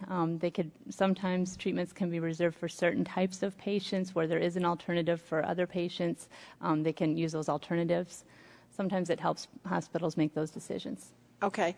Dr. Woodcock, in your written testimony, you had said that the FDA sent a letter to the pharmaceutical manufacturers reminding them of their current legal obligations to report certain discontinuances to the agency and urging them to voluntarily notify the FDA of all potential disruptions of the prescription drug supply to the U.S. market, even when disclosure is not currently required by law. After you did that, you said that there's been a significant increase in the number of potential shortages reported to the FDA. So my question is it your sense that manufacturers were not complying with current law before they got that letter? Our sense is, I think, that manufacturers were complying with current law, but the current law only has a limited universe of things that have to be reported, and we ask for voluntary reporting of a much wider universe. So as I understand it, the agency cannot expand the reporting, cannot require more reporting without authorization from Congress. Is that right? Not more mandatory reporting. Without authorization from Congress, right? Okay. Thank you very much. Thank you, Mr. Chairman. I yield back. Chair thanks the gentlelady. That concludes. We have one more. Sorry. The Chair recognizes gentleman from Illinois, Mr. Shimkus, for 5 minutes.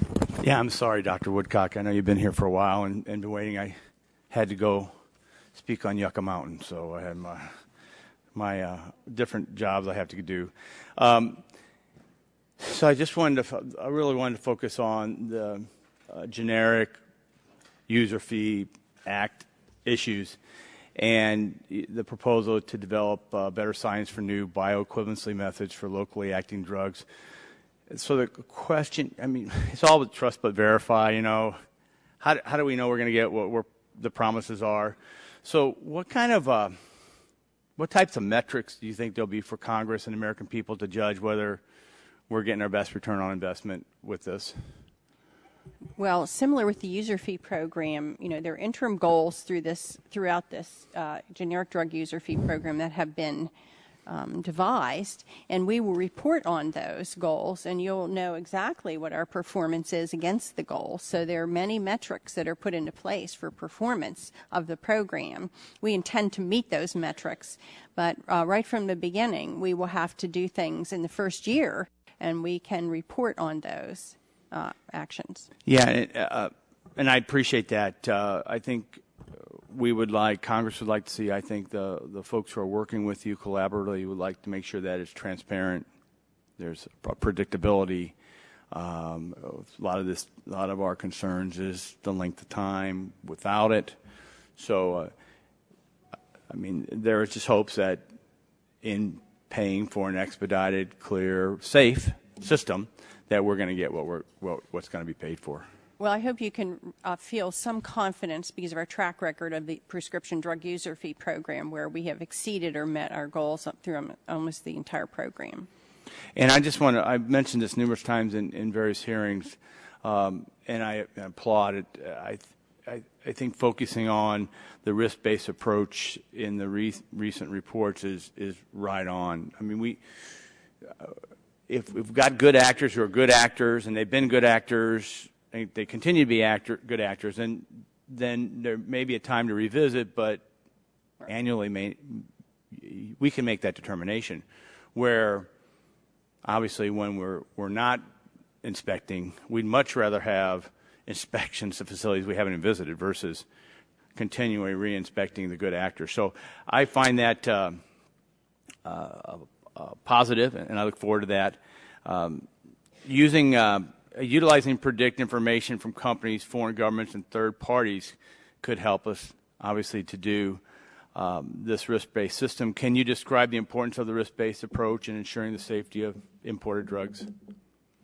Certainly. What we know about facilities is that if they're having problems, they may not correct them, and the problems may get worse. So we go into a plant initially, we discover problems. If we don't go and return and verify that they're in the improvement trajectory, we may be seeing a situation where the production methods may be deteriorating. And so it's very important for us to go sort of where the money is, where the risk is, and to be able to follow up on those facilities that are not, that are subpar, all right, and also to follow up more closely on those facilities that are producing riskier products, such as the sterile injectables, to make sure they're continuing to meet their obligations. And I appreciate that. And my last question is, how can we leverage the third-party actors or foreign governments? How do you think, help me talk through how do we get a little more buy-in or can get them to understand the importance of what we're trying to do? Of the foreign governments? Right, or other third-party entities that may be involved. Mm-hmm. Well, we would like to, as Mr. Beckerman said, we'd like to have better ability to exchange information with foreign countries who have inspectorates. Many countries now are developing pharmaceutical inspectorates. They go to the factories. They have information. We do get heads up from them when there are problems, but we would like to have a much better global safety net so that all the regulators are working together, and any other inspectorates that might be out there, third-party inspectorates. So we share information and we make sure around the world that that safety net exists. Yeah, historically, I think we've all believed that the FDA has been really the gold standard. I think the EU is because of their timeliness, is getting into a competitive arena with us. We'd like to continue to be gold standard, maybe push those values, but also a timely process so we don't lose that leverage. Thank you, Mr. Chairman. I yield back. Thank you, Dr. Woodcock. Pardon me. Chair, thanks, gentlemen. And that concludes panel one. Chair, I'd like to thank. Do we have another one? Yeah. I'm sorry. Didn't see you. The chair recognized gentleman from New York, 5 minutes for questions. Thank you, Mr. Chairman. It's hard to see on the side, I know. Thank you. Dr. Woodcock, several of the witnesses in the second panel in their written testimony mentioned that the user fees included in GDUFA and BSUFA are meant to be in addition to a solid base of annually appropriated funds for the FDA. So I was pleased to see that for the fiscal year 2012, the FDA received a $50 million increase in funding over 2011, fiscal 2011 funding levels. But this was a hard-fought victory, given that the first proposal was a $285 million cut in FDA funding. So could you elaborate on why it's so important that the FDA be adequately funded, and how cuts to the FDA could impact the Center for Drug Evaluation and Research's ability to meet the review timeframes and inspection standards outlined in the GDUFA and BSUFA user fee agreements? Yes. All of the user fee programs assume that there's an appropriated base funding that we build on and that is augmented by the user fees. As I think the discussion on drug shortage has illustrated, FDA has many other jobs, and the drug center or drug program has many other jobs other than simply review. And we need, for health and safety of our population, we need to do all those activities well, and we do need resources to do them. So the generic drug user fee program that is being proposed is built upon a platform of appropriated dollars and is additive. The prescription drug user fee program has always had a trigger and is of appropriated funds, and the fees are additive that allow us to meet the goals and accomplish all the ambitious that ambitious program. And similarly for biosimilars, it will be built on an appropriated base. Well, thank you. You mentioned the drug shortages. The largest employer in my district is Montefiore Medical Center in Bronx, New York. Yeah. They're, as you know, premier academic medical center with centers of excellence in cancer care, cardiovascular services, pediatrics, transplantation, and neurosciences. And my constituents have really come to rely on them. All three of my children were born there, and they're really a treasure. When I asked them about the impact of drug shortages on Montefiore, They estimated to me that members of their staff, including pharmacists and physicians, spent more than 110 hours a week addressing issues directly related to drug shortages. So clearly this issue, dealing with this, requires a significant amount of people power and labor costs in order to track down medications. Can you describe the steps the FDA is taking to assist our hospitals like Montefiore in staying on top of current and anticipated drug shortages? Certainly. We sent a letter out to all manufacturers reminding them of their statutory obligations and asking them to voluntarily notify us in advance of potential shortages so we can do what we do to mitigate them. We work with manufacturers to mitigate. We've even allowed drugs to be shipped with filters, with instructions to filter the drug because it had particulates, if we were sure that the filter wouldn't take out the agent as well, and we had verified that. So we do those risk mitigation efforts. We even allow importation of unapproved drugs from other countries temporarily to fill the gap for our patients. And we have a web page, and we work with the associations and with the physician community to try and figure out how to mitigate these shortages. But at the end of the day, if there's no drug there that can be had, we are all in trouble. I agree. Let me ask you this final question, which also ties in with the drug shortage problem.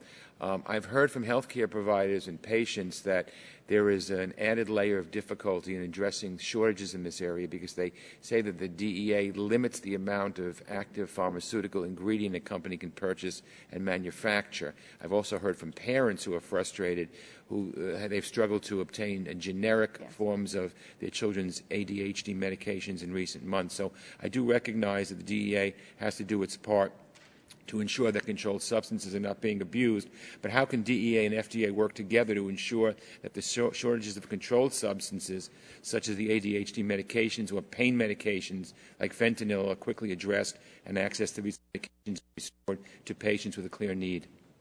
Yes, we work very closely with the DEA, and my understanding is that the manufacturers have received their 2012 quotas for the ADHD drugs, and we expect that situation to be ameliorated very rapidly. But we do work very closely with them we provide information to them every year that is very relevant to them setting the quotas of these various drugs, how much we expect will be needed. So we have a very close relationship. Okay, thank you. Thank you, Mr. Chairman. Chair, thanks, gentlemen. Okay, I think that concludes panel one. Chair would like to thank Dr. Woodcock and her panel for your excellent testimony and excuse panel one and call panel two to the witness table. And while they're coming, without objection, the chair would like to enter into the record 4 documents, a statement by the American Academy of Pediatrics, one by the American Society of Health System Pharmacists, another by the National Community Pharmacists Association, and one by the Biotechnology Industry Organization. And this has been shared with the minority without objection. They'll be entered into the record.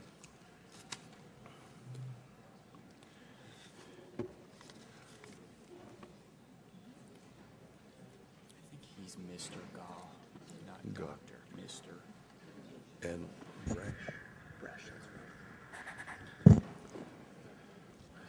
all right, Chair will call panel 2 to the table and would like to thank you all for agreeing to testify before the subcommittee today, and I'd like to quickly introduce our panel. First, Ms. Heather Bresch is the CEO of Mylan Inc. Second, Mr. David Gaw is the Vice President of Regulatory Sciences at the Generic Pharmaceutical Association, and Dr. Bill Green is the Chief Pharmaceutical Officer at St. Jude Children's Research Hospital. Again, thank you all for coming.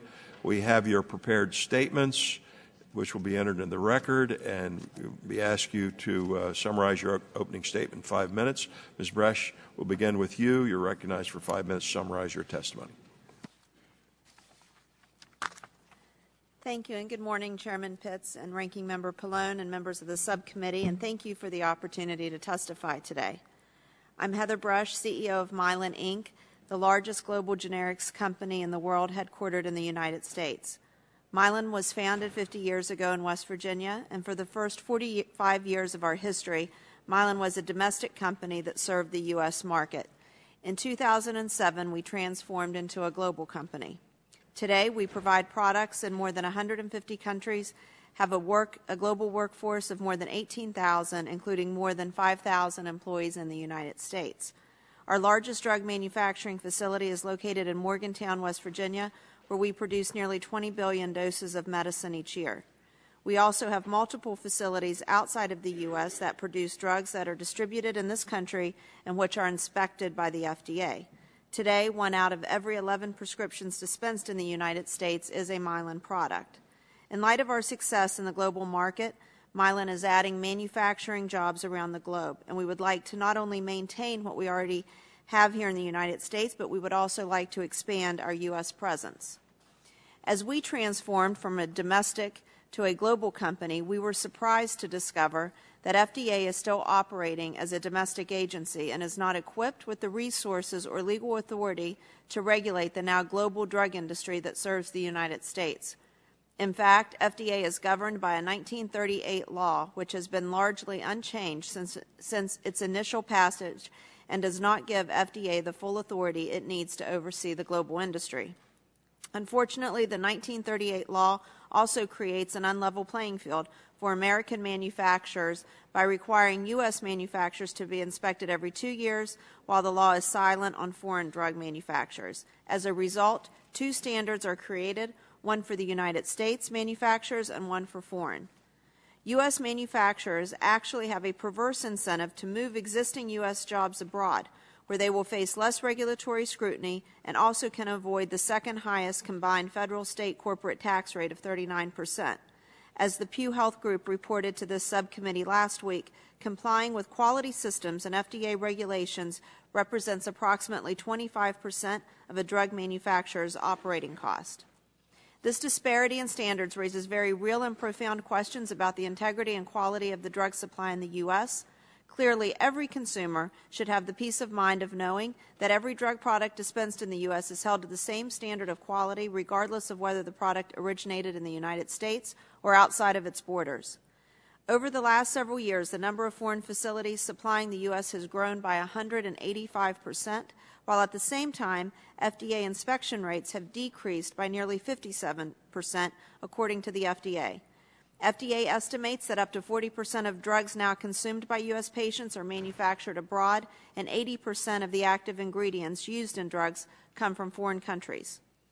The growth in the number of foreign facilities, coupled with a significant increase in generic drug application, has caused FDA's workload to be far outpaced by its resources, and as a result, the time it takes to get a generic drug approved has nearly doubled, with more than 2,700 generic applications awaiting approval from FDA today.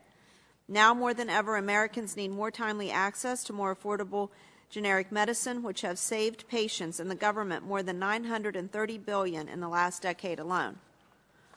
With a 50-year history of working closely with Congress and the FDA, Mylan is pleased that the generic industry has stepped up first and addressed an industry-wide issue impacting brand and generics to help address FDA's challenge of carrying out its mission within a global industry, especially given the current scarcity of government resources.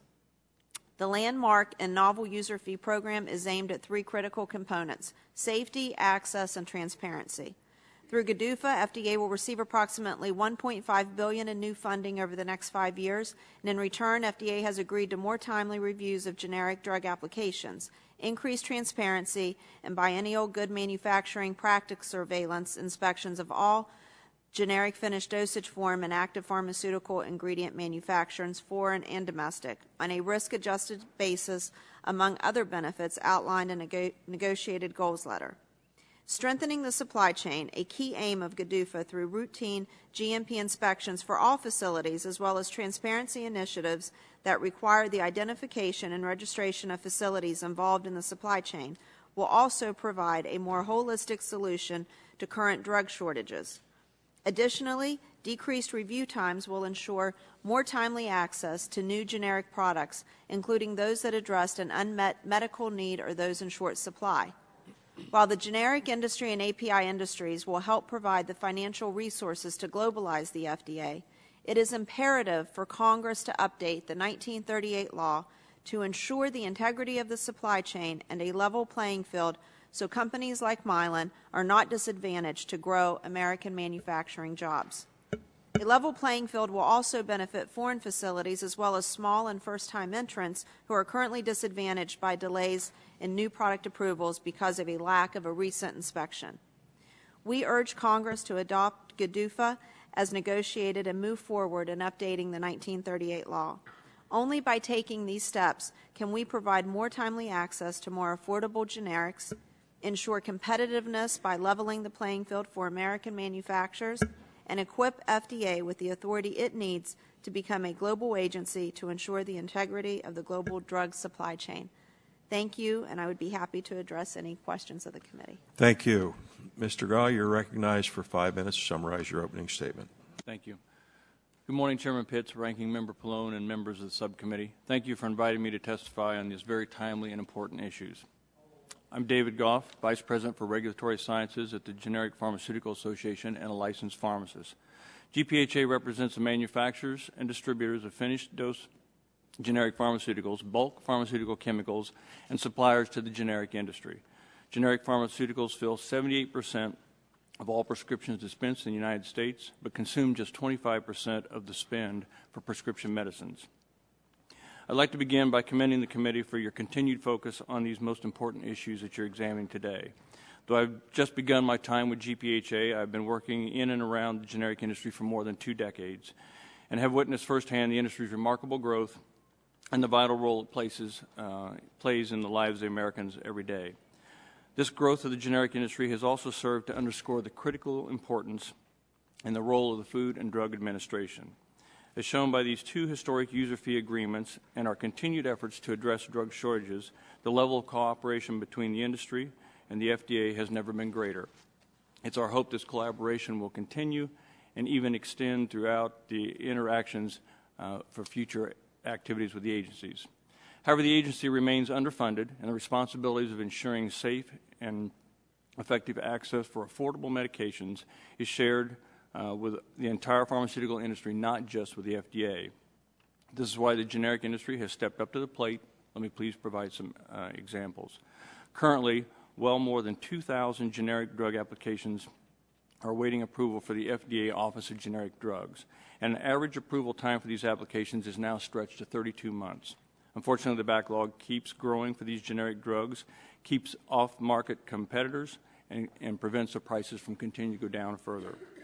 The proposed generic drug user fee, or GDUFA, that we are discussing today will provide the FDA with nearly $1.5 billion over the next 5 years to help alleviate this backlog and expedite consumers to new generic drugs.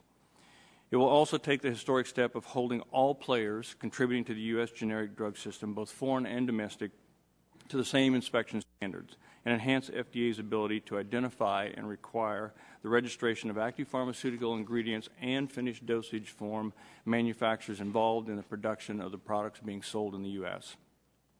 It is paramount that as we work and shape the future of our country's generic industry, we also work with the FDA to bring them into the 21st century and ensure that the agency's authority to achieve its mission and the goals are kept up to date.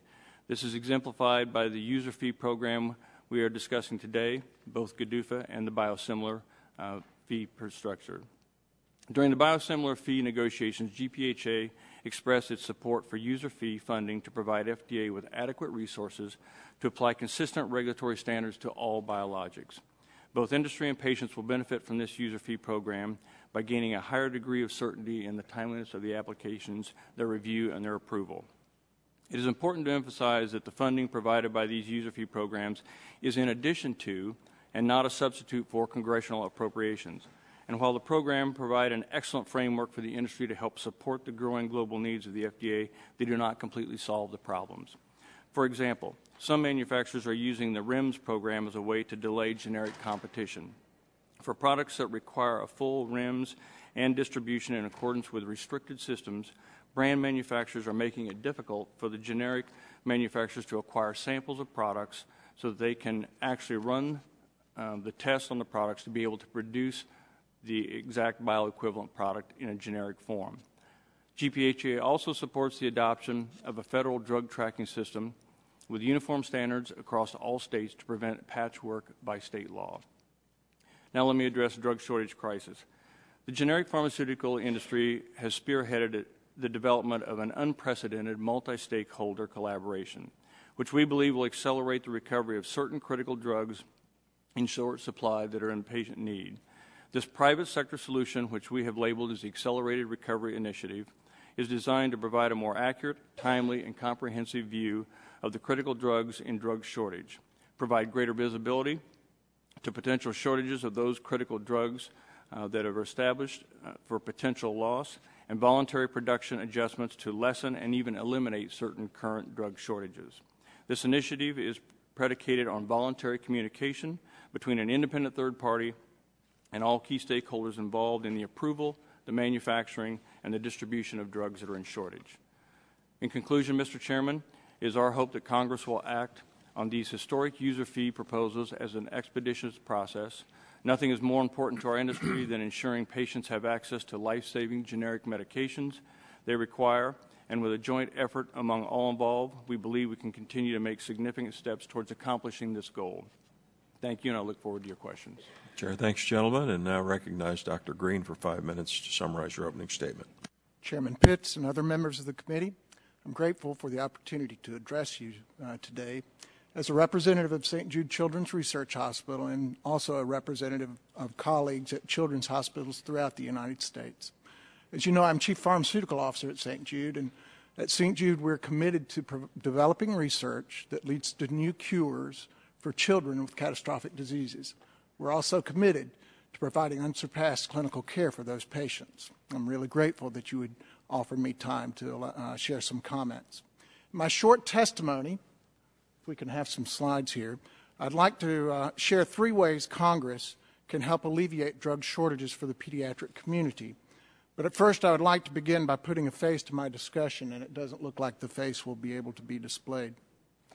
I can tell the story of Lucy, who's a 5-year-old from Covington, Tennessee. Lucy and her family have given me permission to share her story as a way of describing or illustrating the challenges that drug shortages pose for patient care and for the caregivers that are providing that care. She's being treated for medulloblastoma, which is a type of brain cancer. She's been doing well. And last spring, she was being treated in her prescribed course of treatment and was being supported by intravenous nutritional support. She began to develop symptoms, rapid eye movements, blurred vision, other visual changes, some gait changes, that caused her care team to suspect that her cancer was relapsing, so she was admitted to the hospital and worked up. Fortunately, during that time, she was treated with intravenous thiamine. She experienced a dramatic recovery and was able to continue with her treatment course. The interesting background on this issue is that the cause of the thiamine deficiency was very simple. We were simply unable to secure intravenous preparations of multivitamins to add to her intravenous nutrition support. That caused the thiamine deficiency. The thiamine deficiency caused the symptoms. The symptoms resulted in a hospital admission. This was a preventable admission, and it should not have happened. You're aware that the number of drug shortages occurring in the United States has increased dramatically in recent years. While not all of these shortages have directly affected St. Jude, the number of shortages affecting us have increased dramatically. If I were able to show my second slide, I would be able to illustrate to you that we've experienced a tenfold increase in the number of shortages requiring action at our organization since 2008. In the last 2 months alone, January and December, I've had to issue communications to our clinical staff on 14 separate occasions. Now, once that requires my action, those are important drug shortages that impact patient care. 14 times in the last 2 months. Our drug shortages threaten our nation's healthcare system, and especially children, in 3 distinct ways. First, we know that we cannot always provide the best care for these patients. Second, we know that shortages do affect research that cause modifications to protocols, sometimes delays in research and terminations. We know of at least 85 children's oncology group protocols that have been affected by shortages.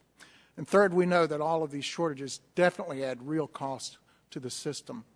I know the subcommittee has heard previously heard testimony of this type. Much data has been shared. Many of the comments today have been very interesting and helpful. It's now time for immediate action. I have 3 points I'd like to make about what Congress can do to help. First, I urge Congress immediately to pass legislation to give the Food and Drug Administration the tools that it needs to prevent and minimize the impact these shortages have on pediatric care and research. The FDA has been effective in minimizing the impact of shortages when appropriate communication is made to the agency. Their efforts have avoided almost 200 shortages in 2011. Congress can strengthen the reporting system by enacting H.R. 2245, Senate Bill 296, to give the FDA more complete knowledge of permanent and temporary supply chain disruptions in advance and allowing the FDA to facilitate its communications with caregivers like me. Second, I urge Congress to give the FDA the resources and authority it needs to combat drug shortages in a proactive manner. While the FDA's efforts have been laudable, these efforts have been largely reactive. Once a shortage is evolved, we know patients are going to be affected. The agency must have what it needs to develop proactive approaches to predict and prevent shortages. And the FDA should have sophisticated systems in place, facilitating forecasting, prediction, and enabling proactive work with suppliers and purchasers to prevent shortages from ever occurring. Further, other relevant agencies such as the DEA must work closely, collaboratively with the FDA to combat these shortages. Third, Congress must ensure that in any solution it develops, pediatric protections are built in and pediatric experts are broadly engaged. Children require medications in special strengths, packaged in smaller dose sizes, dye-free and preservative-free when possible. Hospitalized children frequently require intravenous medications, and in many cases, fewer alternatives exist for them when a drug is in short supply. For these reasons, the expertise of pediatric practitioners who are familiar with the nuances and intricacies of the care of children must be included in developing solutions for shortages. Finally, I'd like to conclude by recognizing that the underlying causes of drug shortages are complex. Solutions offered today will not solve the many reasons drug shortages exist and continue to increase in frequency. Before enacting legislation focused on addressing these underlying factors, I urge you to carefully and comprehensively study and understand these factors and the downstream impact of any proposed solutions, with input from healthcare professionals and other stakeholders. We must return to a state that used to exist when I was a younger practitioner, a state when we had a consistent, reliable, and safe supply chain of needed pharmaceutical products. Nothing less is acceptable. Thank you for your dedication to this issue and for allowing me a few minutes to speak as a provider and caregiver representing children throughout this country who have been affected by these shortages. Thank you. Chair thanks the panel for your opening statements. We'll now go to questioning. I'll recognize myself 5 minutes for that purpose. Ms. Bresch, how will the generic drug user fee agreement bring predictability and efficiency to FDA's review of generic drugs? Thank you. As I think you've heard this morning, especially through Dr. Woodcock's testimony, the need for the resources to truly globalize the FDA is of utmost importance. So, as I mentioned, the fact that the generic industry stepped up to provide those resources, the fees are split primarily in two buckets, about 70% going towards the inspection and fees for facilities and about 30% for the applications. So we believe that with the goals and the metrics laid out in GDUFA, that parity, not just from a timing perspective, but also the rigor at how inspections are performed, because I can tell you, as having facilities around the world inspected by many regulatory agencies, the FDA does have the gold standard in us I think it's very important to raise the bar for the rest of the world, not let the United States bar come down. Will this predictability and efficiency bring down the cost of generic drugs, and what are the metrics that are included in the goals letter to ensure that progress is made on the review of generic applications? So as we've noted, the approval time today for generic drugs is about 31 months, almost double that in recent years. So the goals and metrics laid out bring that back down to about 10 months within 5 years. So it certainly keeps the competitive nature of our industry very much at the forefront, while as we level that playing field, making sure that it's not just competition at any cost. I think what's important to remember that the competition is important if everybody's held to the same standard. So the certainty comes with the reduction of approval time, but making sure that we're having good competition, not just any competition. Mr. Gaw, why is the new Biosimilars User Fee Program important to the generic industry and to patients, and what are the metrics included in the goals letter to ensure that progress is made in that regard? Well, it's extremely important to the American public to have access to the biosimilar pathway of products. As you heard Dr. Woodcock say today is the first day that they've announced that they're going to release the guidelines for the biosimilars. So unfortunately, until we see those guidelines, it's going to be hard for me to answer the rest of the question, but it is extremely important to have that affordable access to the American public. And you'll find that many of the companies that GPHA represents already have these products produced and approved in foreign countries, both Europe and other markets. Thank you. Dr. Green, talk a little bit about how drug shortages affect St. Jude and how many drugs used at your hospitals regularly go into shortage. Thank you for that question. We deal with shortages on a continual basis. I believe Mr. Engel referred to Montefiore and the number of hours that they've dedicated to managing drug shortages. That I believe you mentioned 100 or 120 hours per week of total personnel time. That's not a gross exaggeration in any form or fashion.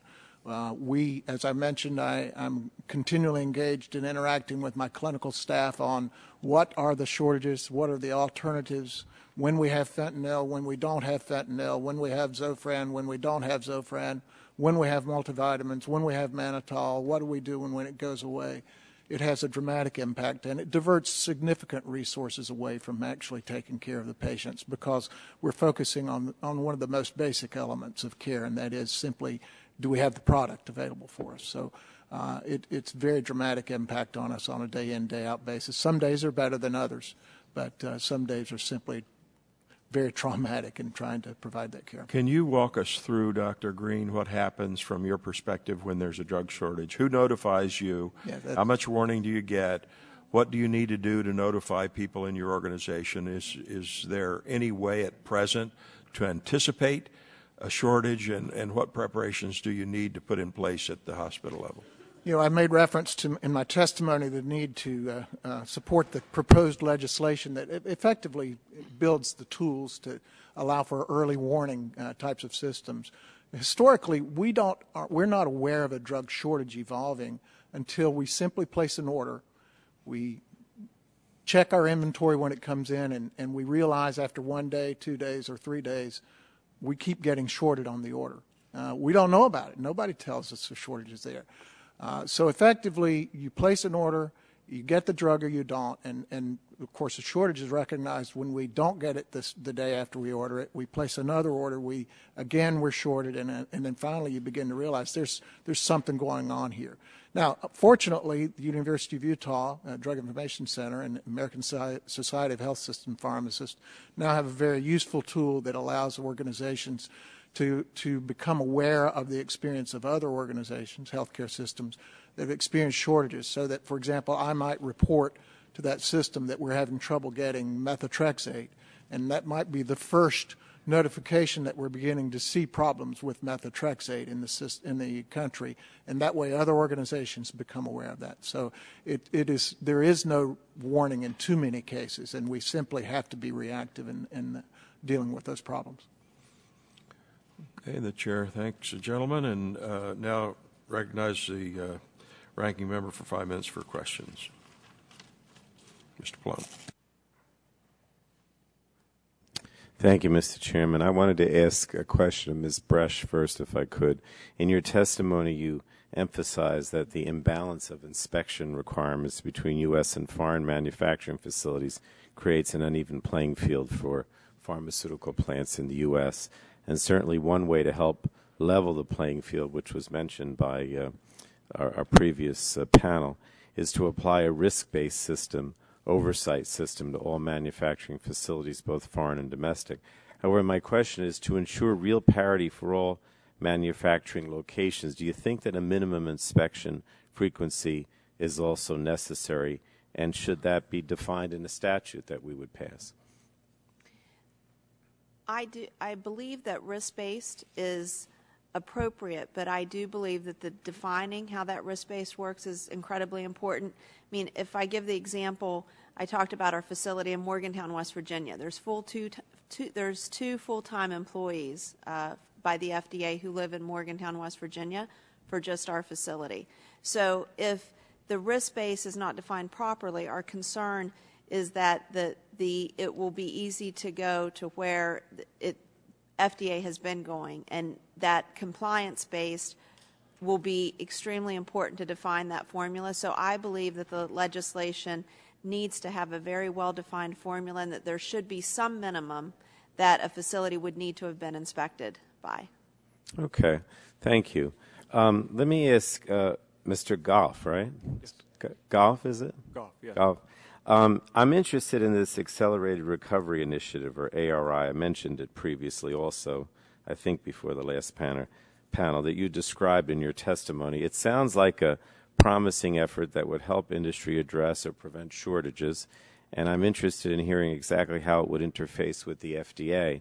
Could you explain what the role of the FDA would be in that initiative, and particularly I'd like to learn what the third party would be able to do that the FDA does not do, and whether you see this initiative as potentially complementary to legislation that would mandate FDA notification, or is your hope that it would be instead of legislation? Thank you. From the standpoint of pulling this together, as I said earlier in my verbal testimony, but also in the written testimony, this will be a multi-stakeholder event, and there are many questions that were asked of Dr. Woodcock that would be addressed by the ARI. For example, as we were talking about the gray market, and I can't remember, I think it was Mr. Cassidy that asked about how we know how much product a different organization, a hospital, can get when they order, or how much is available to them. That would mean that in this ARI, the key stakeholders would be the manufacturers, the wholesalers and distributors, the group purchasing organizations, the FDA, most importantly, and then the third party, as you mentioned, which would be an independent third party.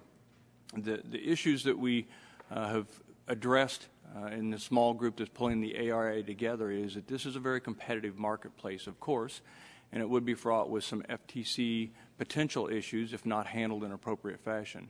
So the appropriate fashion that we've come up with to this point is an independent third party that would be a blinding party, if you will, so they are the only party that sees all information coming from all the competitive companies.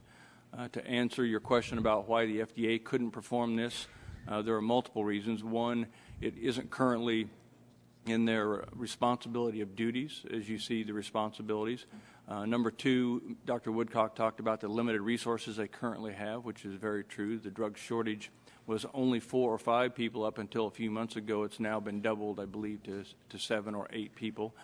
So that would be a limiting factor. The other piece is the third party is going to have to be somebody who really understands production planning extremely well and can take production planning reports from the multiple different companies to make determinations and decisions on who could or who could not produce products to help alleviate this drug shortage. That's not something that currently exists within the expertise. Well, it sounds to me, I'm just because I'm running out of time, it sounds to me that in terms of the question I asked, that you're saying that the initiative, the ARI, is complementary to legislation that we would initiate. In other words, not that it's it would be instead of. But this, because of the need to work together and certain things that can't be done, this would be something that we'd have to work out in terms of the legislation. Is that accurate? That is correct. That's accurate. Okay. All right. Thanks so much. You're welcome. Chair, thanks, gentlemen. Recognize the Vice Chairman of the committee, Dr. Burgess, for 5 minutes for questions. Thank you, Mr. Chairman. Mr. Goff, if we could stay with you for a moment, and let me just ask you, and I know this is a wide-ranging question, so I'm going to ask you to be as brief as you can, but what are, in your opinion, what are the reasons that a drug goes into shortage? I'm sorry, can you repeat? What are the reasons that a drug goes into shortage? Dr. Woodcock described the overall situation with drug shortage, so it really is a demand versus supply situation right now. So the demand continues to increase in the United States with the graying of America, et cetera. So demand continues to go up. The available supply, currently available supply, is going down. So if you look at, as she talked, in the injectable industry in particular, there is a defined quantity of production capability in the U.S. Currently, most of the companies that are under the production capability piece are in remediation efforts due to their compliance or their lack of compliance situation. So the available capacity today is less than it was about a year and a half ago. But here's the thing. The manufacturing processes in many of these drugs are not new. They've been around for a long time.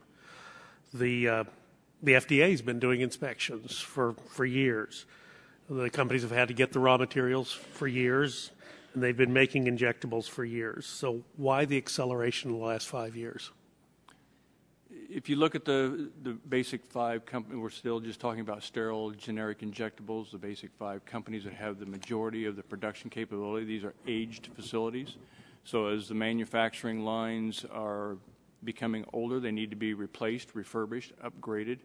Specifically, also, the specifications, the criteria that need to be met are changing year after year. Those have to be implemented. Sterile production, sterile injectable production is a very complex process. It takes time to upgrade those systems. And when you do upgrade them, you have to take them down for a period of time. Right. But don't you find it I'm sorry? Don't you find it odd that that it really has been a snowball effect? I can remember in the 2004 presidential election, in one of the debates that fall, flu vaccine had been contaminated with serratia. We got it from an overseas source, and President Bush was just pummeled for this flu vaccine shortage. And now the shortages are happening all the time. And that level of scrutiny doesn't seem to be being applied to the fact that more and more drugs are drifting off into a shortage situation. Why is that? Because I would say the level of scrutiny that is upon those companies by the FDA has increased over the last 3 to 4 years, and that level of scrutiny is what's... But the shortages are going to be manifest by the clinicians not having the compound to deliver to their patients, not the Food and Drug Administration saying, aha, you've identified a shortage in your line. It's because at the end of the line, the doctor and the patient are saying, I can't get this stuff. So, I would just... Let me ask you this. There's some new branded drugs that are complex molecules, difficult to manufacture, and there are 10 to 15 generic oncology drugs that have been around forever and are quite basic in their formulation. And those are the ones that are in shortage, not the complex new molecules. So why is it that the complex branded drugs are readily available and the basic generic drugs are in short supply? Typically, the complex brand molecules you're talking about are manufactured in one facility, one line for that particular product. If you look at the generic injectables, those companies produce anywhere from 50 to 120 different molecules on their different lines. So it's a supply and demand issue, again, within that facility of the number of products that are made. As I brought this up in my opening statement, do you think there is the possibility that we have perhaps made things a little too tight, made the margins a little too tight, where it's difficult for companies to justify continued manufacture if they have a difficulty in their manufacturing process, or for other companies to step in and fill the gap if a company has to withdraw from the manufacturing? We just don't have the profit margins built in under the current constraints. Profit margin could be one of the causative effects, but it's not one of the major causative effects, no. Okay. It is still a demanding market in the U.S., and you can change the price as needed. Very well. Dr. Green, let me just ask you a question. You heard Dr. Cassidy on our side. You heard Lois Capps on the other side of the dais reference what they suspect was a problem in the gray market, where some hospitals might be buying up a compound that is going into shortage and then reselling it at a much higher markup. Is that something that you've experienced? I mean, Dr. Cassidy asked some specific questions. You deal in hospital purchasing all the time. Was he on the mark there, or was that off? Someone certainly is getting product somewhere, and maybe that's an entrepreneurial way, but they're taking advantage of shortages to make dramatic markups. Now, how they get the product, I don't know. I would be very, very surprised if any hospital is actually purchasing it for the purpose of diverting it to the gray market. But it would be we know that it happens, we just don't know where these individuals get their drug. And that's one of the reasons why St. Jude, we do not purchase off of the gray market. Well, where would be a more likely place to look then if it's not the hospital purchasing? I wish I could explain that. I don't know. I know that there are thefts. There are reports of tractor-trailer loads of drugs that have been simply stolen. And you don't ever know where those go and how they get into the marketplace. And so I do not know where those drugs come from. And again, you agree that it's a problem? I don't know that it contributes dramatically to shortages. I think it's a problem in the context that it provides potentially very expensive and potentially harmful products for use in patients. Right. Thank you for your time. I yield back, Mr. Chairman. Chair thanks the gentleman and yields to the ranking member emeritus, Mr. Dingell, for 5 minutes for questions. Mr. Chairman, I thank you. These questions go to Ms. Brash. First, I want to welcome you to the committee. Thank you. I want to thank you for your leadership in this matter and tell you how much it has meant to me. These questions will be all yes or no. Do you agree that both FDA and the industry have a responsibility to ensure the security of our drug supply chain? Yes or no? Yes. Do you agree that the knowledge of your suppliers is important? Yes or no? Yes. Does Mylan have systems in place to know their suppliers and monitor manufacturing and quality? Yes or no? Yes. It'd be nice if you had more assistance in this, however, from FDA, would it not? Yes. Does Mylan have systems in place to demonstrate quality control? Yes or no? Yes. Should all companies making drugs for the United States know their suppliers and have quality systems in place? Yes. Should all companies making drugs for the U.S. be able to demonstrate quality control? Yes or no? Yes. Should companies be using a risk analysis to target safety risks? Yes or no? Yes. Do you need to have the same kind of attention given to the supplies and the commodities and the other things that go into the pharmaceuticals that you sell as finished products? Yes. Do you agree that strong quality management systems and risk analysis will help companies to ensure the safety and quality of the finished drug product? Yes. I want to turn now to inspections. The brand industry has noted that its user fees go to pay for a pre-approval inspection, which could include an inspection at a foreign facility. Is pre-approval inspection the same as a GMP inspection? Yes or no? No. Please explain the difference. The way PDUFA was written and is implemented is really focused on the speed for an individual product. So a pre-approval inspection is on a certain product which could be made on one line in a facility, and once that product's approved, it would never require the FDA to come back and inspect that line. GMP inspection covers the entire facility and ensures that that facility is complying to good manufacturing practices. And you do desperately need Food and Drug to come back for that purpose, to assure that good manufacturing practices are being carried out at the plant being inspected. Is that right? Absolutely. I think, as we've heard a lot today, the vigilance that's required is on an ongoing basis. Just because you meet GMP inspection or GMP compliant, that does not mean you're GMP compliant for the rest of that facility's life. So the need, and that's why earlier when asked about a risk-based approach to inspections, and that we still believe that there would be a minimum number of years that the FDA would need to be back in that facility because it requires ongoing constant vigilance. Now, you stated in your testimony that the Federal Food and Drug and Cosmetic Act should be updated to require parity of inspections for domestic and foreign facilities. Why does Congress need to change the statutory language when FDA has already agreed to do on a voluntary basis in the Generic Drug User Fee Act?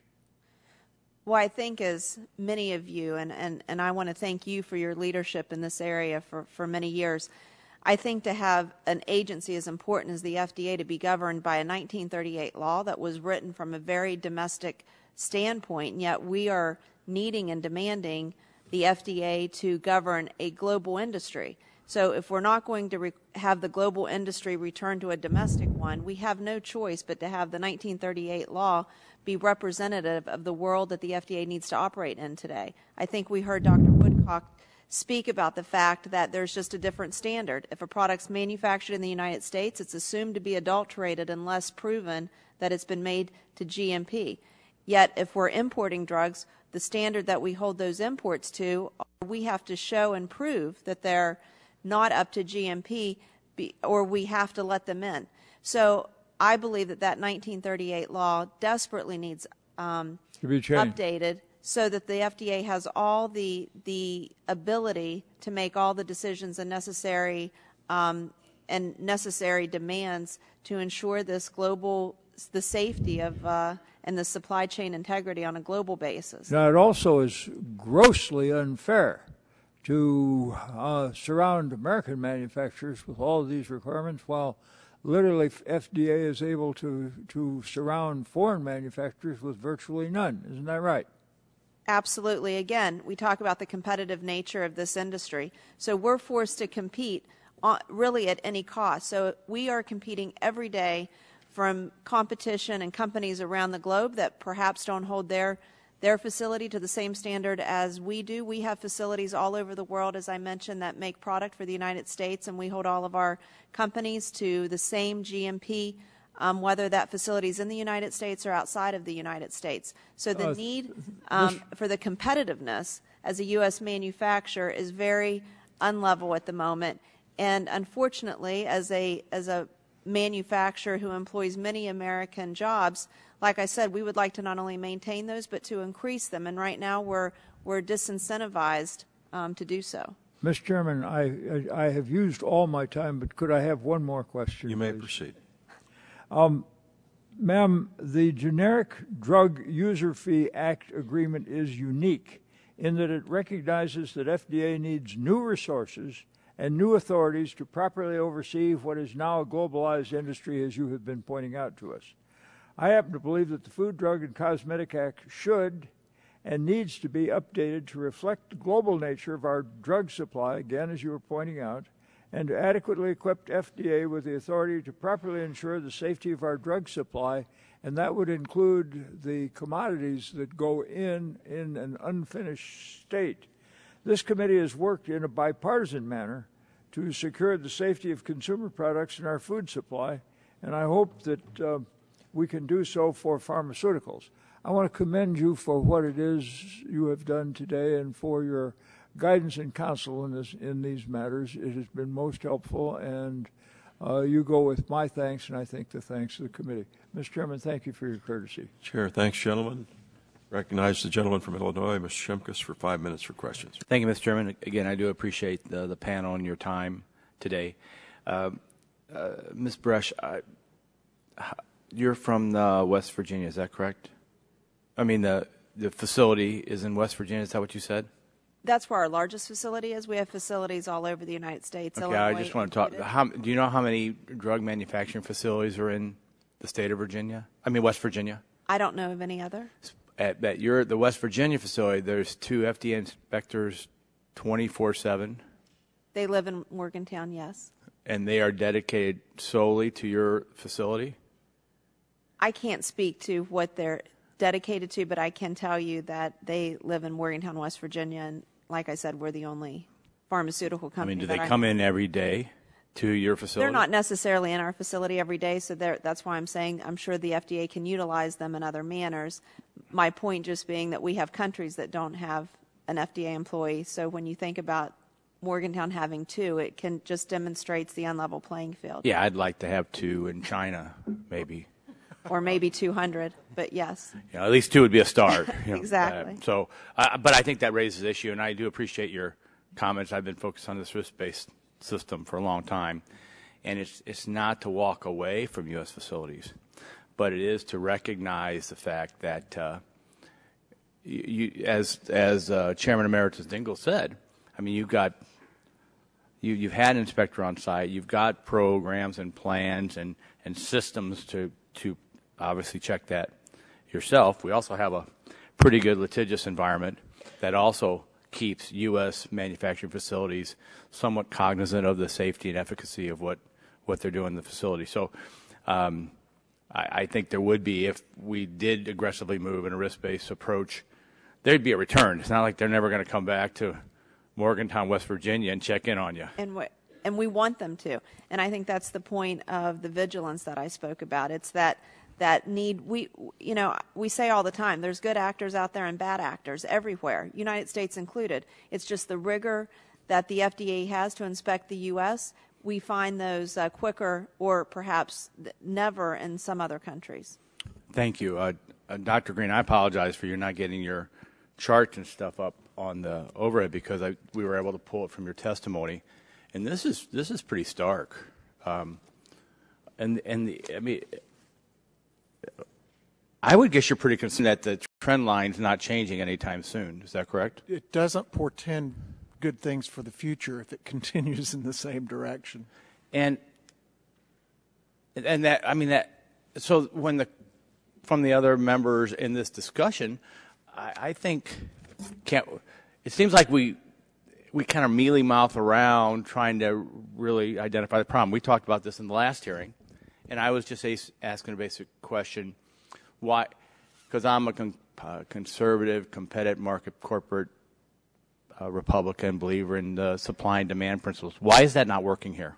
Why isn't there a signal being sent to manufacturers, hey, there is a demand that's not being filled. Can you not send a price signal? Right. That would then generate an interest, especially as Dr. Burgess said. Right. Some of this stuff isn't really the high-tech type stuff. I mean, when the mention of saline solution with vitamins inside of it, you're thinking, he's telling me, yeah, that stuff we do all the time. For that to be a limited availability, that's crazy talk. Yeah, I am not qualified to really comment on whether the economics are dramatically a part of this or not. I would leave that to the economists. It would seem to me that. Well, let me ask anyone else can talk. I mean, part of hearings is trying to find an answer. So, go ahead, Mr. Goff. So economics can be a piece of it, absolutely, but are they the driving factor? They are not the driving factor. Okay, when you say the economics could be, so drill down a little bit. So in drilling down a little bit, the economics, yes, if a product in the competitive market space went down so far that there was no more margin, you would make a decision potentially to get out of that market. But this is a free market environment, and you can raise that price back up and get it. That's what I've assumed, but it doesn't seem that the market signals are being sent when there's a limit that the price is going up to encourage people to enter the market. Right, and the issue we're talking about now is sterile generic injectables. When you look at that line that on the graph that he had, the majority are those. Yes. It's purely a capacity limitation to be able to produce those products. So so the market signal would send, if they can get a return on investment, it would send a signal to the manufacturers, expand to meet the demand. But the signal's not being sent. It is being sent, but expand is a 7-year proposition, typically, from the day but why is that? The day you break ground until you are approved by rules, regulations, siting, permitting, all this other junk? The FDA approval is an 18-month process, and that's just to get the site approved, and then to move the products into that site is an additional. Yeah. Well, and that's great. And my time's expired, Mr. Chairman, and I appreciate it. But I think that's where some of this debate needs to be. How do we move aggressively, safely, to allow expansion to meet these shortages? Because this is ridiculous, and we shouldn't put up with it. And I yield back my time. Chair, thanks, gentlemen, and recognize the gentleman from New York, Mr. Engel, for 5 minutes for questions. Well, thank you, Mr. Chairman. Mr. Goff, I want to follow up on something that Dr. Burgess mentioned before. In your written testimony, you stated that your trade association acknowledged that roughly half of all reported shortages are associated with manufacturing problems. Why do you believe that there's been such a significant increase in manufacturing-related issues in recent years? And can you please elaborate on what steps the manufacturers of generic medications are taking to address this problem? Obviously, we cannot neglect patient safety, and so it's a matter of great concern. So if I understand your question correctly, is it you look at the environment today, and again, I'm going to focus on the sterile generic injectables, roughly 25 to 30% of the currently available capacity is not available for production due to remediation efforts. So if you take that 30% roughly out of production, that's what's causing the majority, that's the majority cause of these drug shortage situations. All right, thank you. Dr. Green, you had commented on a comment I had made involving Montevideo Medical Center having to take hours to make sure that things are ameliorated. I want to give you a chance to elaborate on that a little more. Specific to St. Jude, I presume. Yeah. Yes. Yeah, the efforts one of the things we've simply developed as a standard practice every week is one of the questions we do in our routine administrative discussion is what is our latest state of drug supply issues? What are they? What's their acuity? Do we move them out into the clinical discussion realm, or is this one that we work within the pharmacy? I have literally 3 individuals that are routinely engaged in the discussion and evaluation and follow up to me every day. That's not all that they do, but they spend a significant amount of their time dealing with these issues. And part of the problem from my point of view is the volatility in the supply. I have fentanyl today. No, I don't have fentanyl tomorrow. It's back. I only have large volume vials. I don't have small volume. Oh, well, I've got single dose vials this week, but I don't have the vials that I need to use to make PCAs. So those are the kinds of issues that we're dealing with at any given time. Thank you. I mentioned to Dr. Woodcock, I'd asked her this question, that many of you mentioned in your written testimony that the user fees included in GDUFA and BSUFA are meant to be in addition to a solid base of annually appropriated funds to the FDA. In fiscal year 2012, the FDA received a $50 million increase in funding, which was a very big victory for those of us who felt it happened, because the first proposal was a $285 million cut in FDA funding for fiscal year 2012. So would any of you care to elaborate on why it's so important that the FDA be adequately funded, and how cuts to the FDA could impact your industry or the patients your associations serve? Ms. Bresch? Maybe I'll speak to that. I think that as Dr. Woodcock mentioned, the premise has always been that the FDA would have the appropriations and that they would never solely rely on user fees for any particular industry.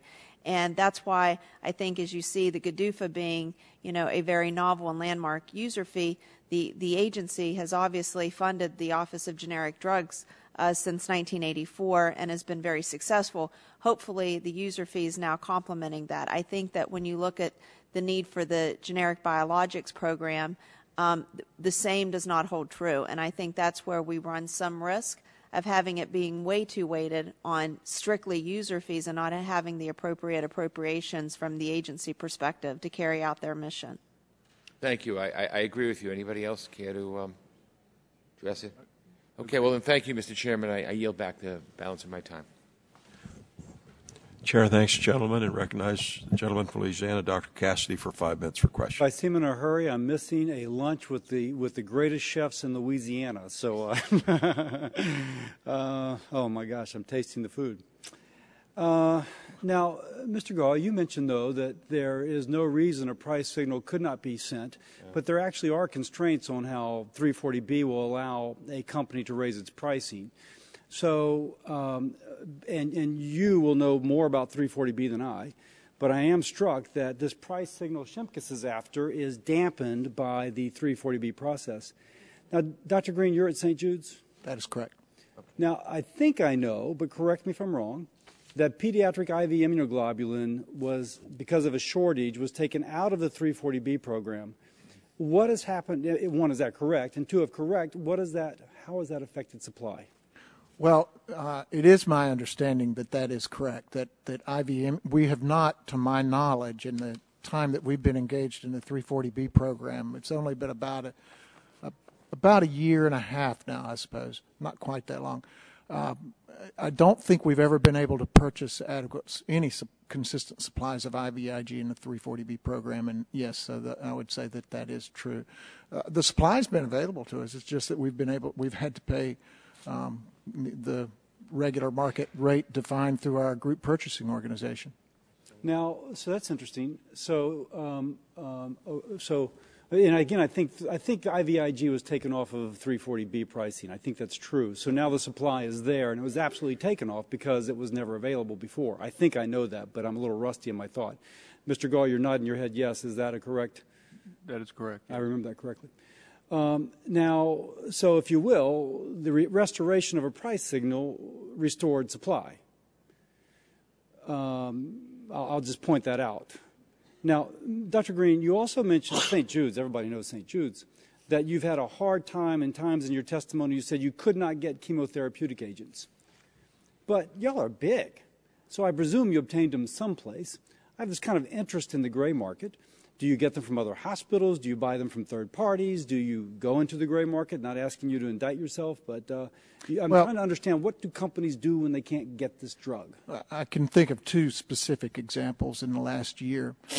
One was Ceterabine, which in fact got to be, we use a lot of that for treatment of our ALL patients, and it got to the point where we had to consider seriously whether we could accept new patients for treatment of ALL. But how did you, and we have limited time, so if you can cut to the chase, how did you supplement your supply? Well, we were diligent first on the marketplace to try to find any source, but also communicated with colleagues at other organizations. I had other hospitals in the region. Did you ever go in the gray market? Oh, no. We do not buy from the gray market. Okay. Now, any one of you, Ms. Bresch, I'm struck when I asked in a previous time, why don't you just backtrack? Okay, here's a hospital that buys on the gray market. Why don't you just take this all the way back and find out where the source of the gray market was? Because different hearing, but same topic. Well, we don't know where it's coming from. I'm thinking, well, you don't know where it's coming from. Why don't you just call up Hospital X and say, who'd you buy it from? Now, you're on this end, not that end, but how would you comment upon how we are tracking drug?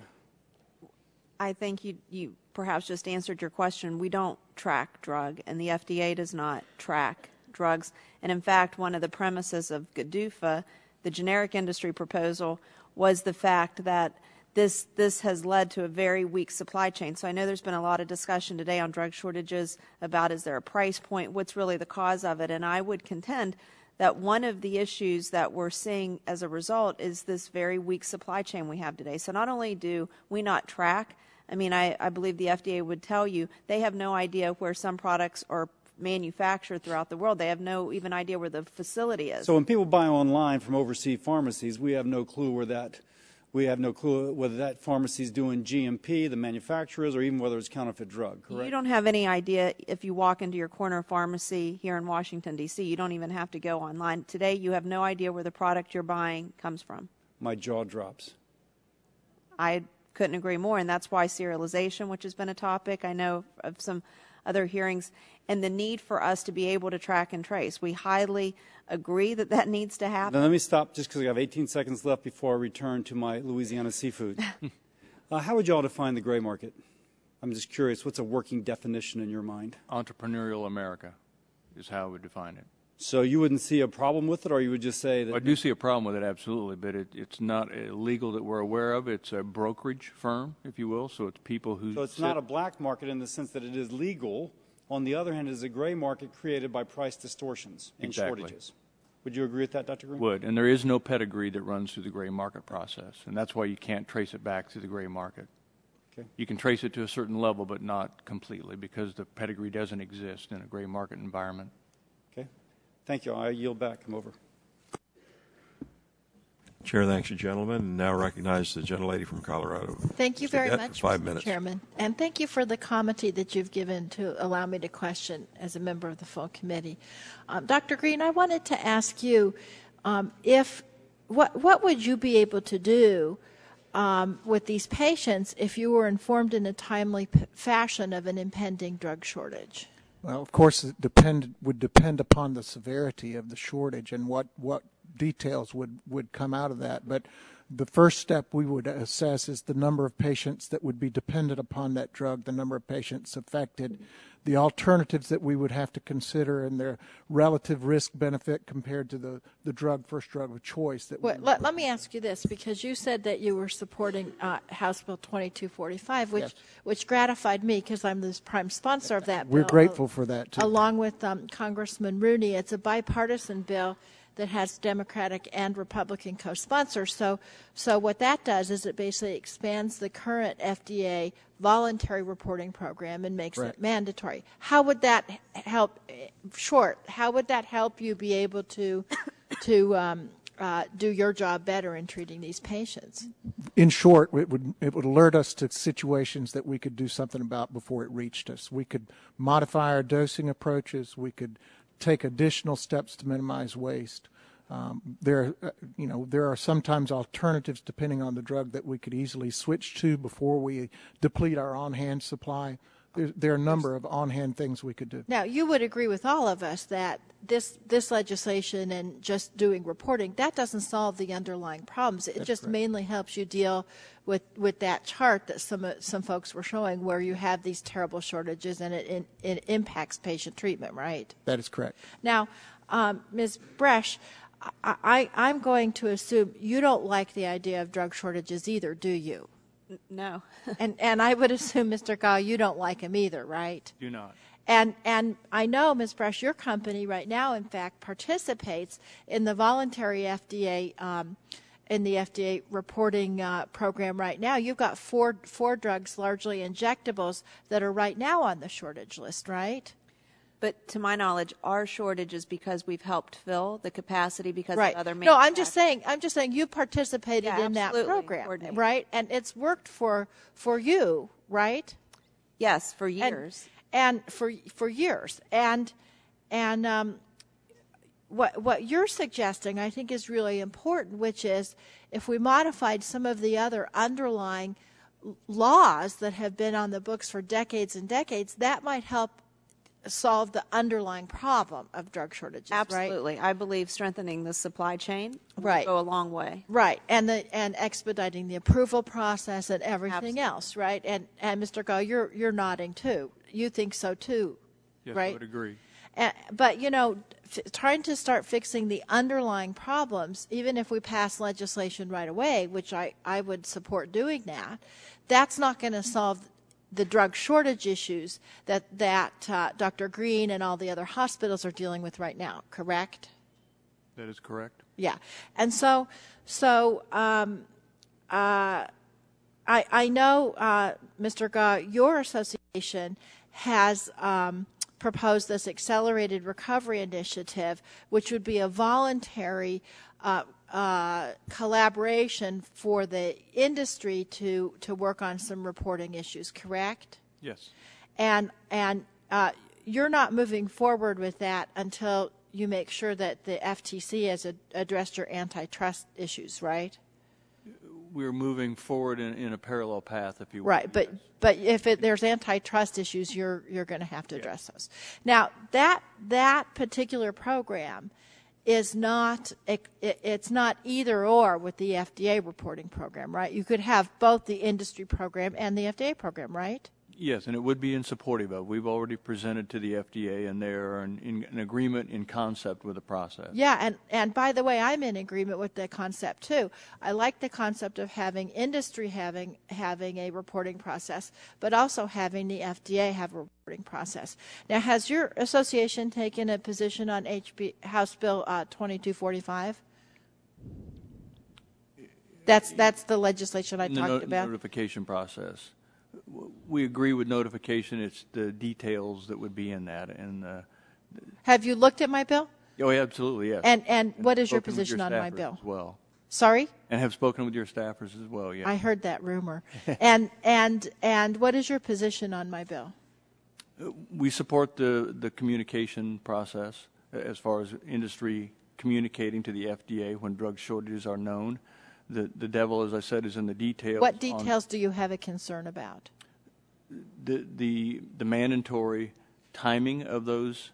So, the 6-month or the 1-year notification process, as long as we are aware of that, is appropriate. But in many cases, we're not aware. So it's just some technical language that you think we could work on. We look forward to working with you. Yes. Thank you very much, Mr. Chairman. Thank you. Chair, thanks, gentlelady. Chair, thanks, panel 2, for your testimony. Excellent information. That concludes our second panel, and I would like to thank all of the witnesses and members for participating in today's hearing, and remind members that they have 10 business days to submit questions for the record, and I ask the witnesses to respond promptly to the questions. Members should submit their questions by the close of business on Friday, February the 24th. Without objection, the subcommittee is adjourned.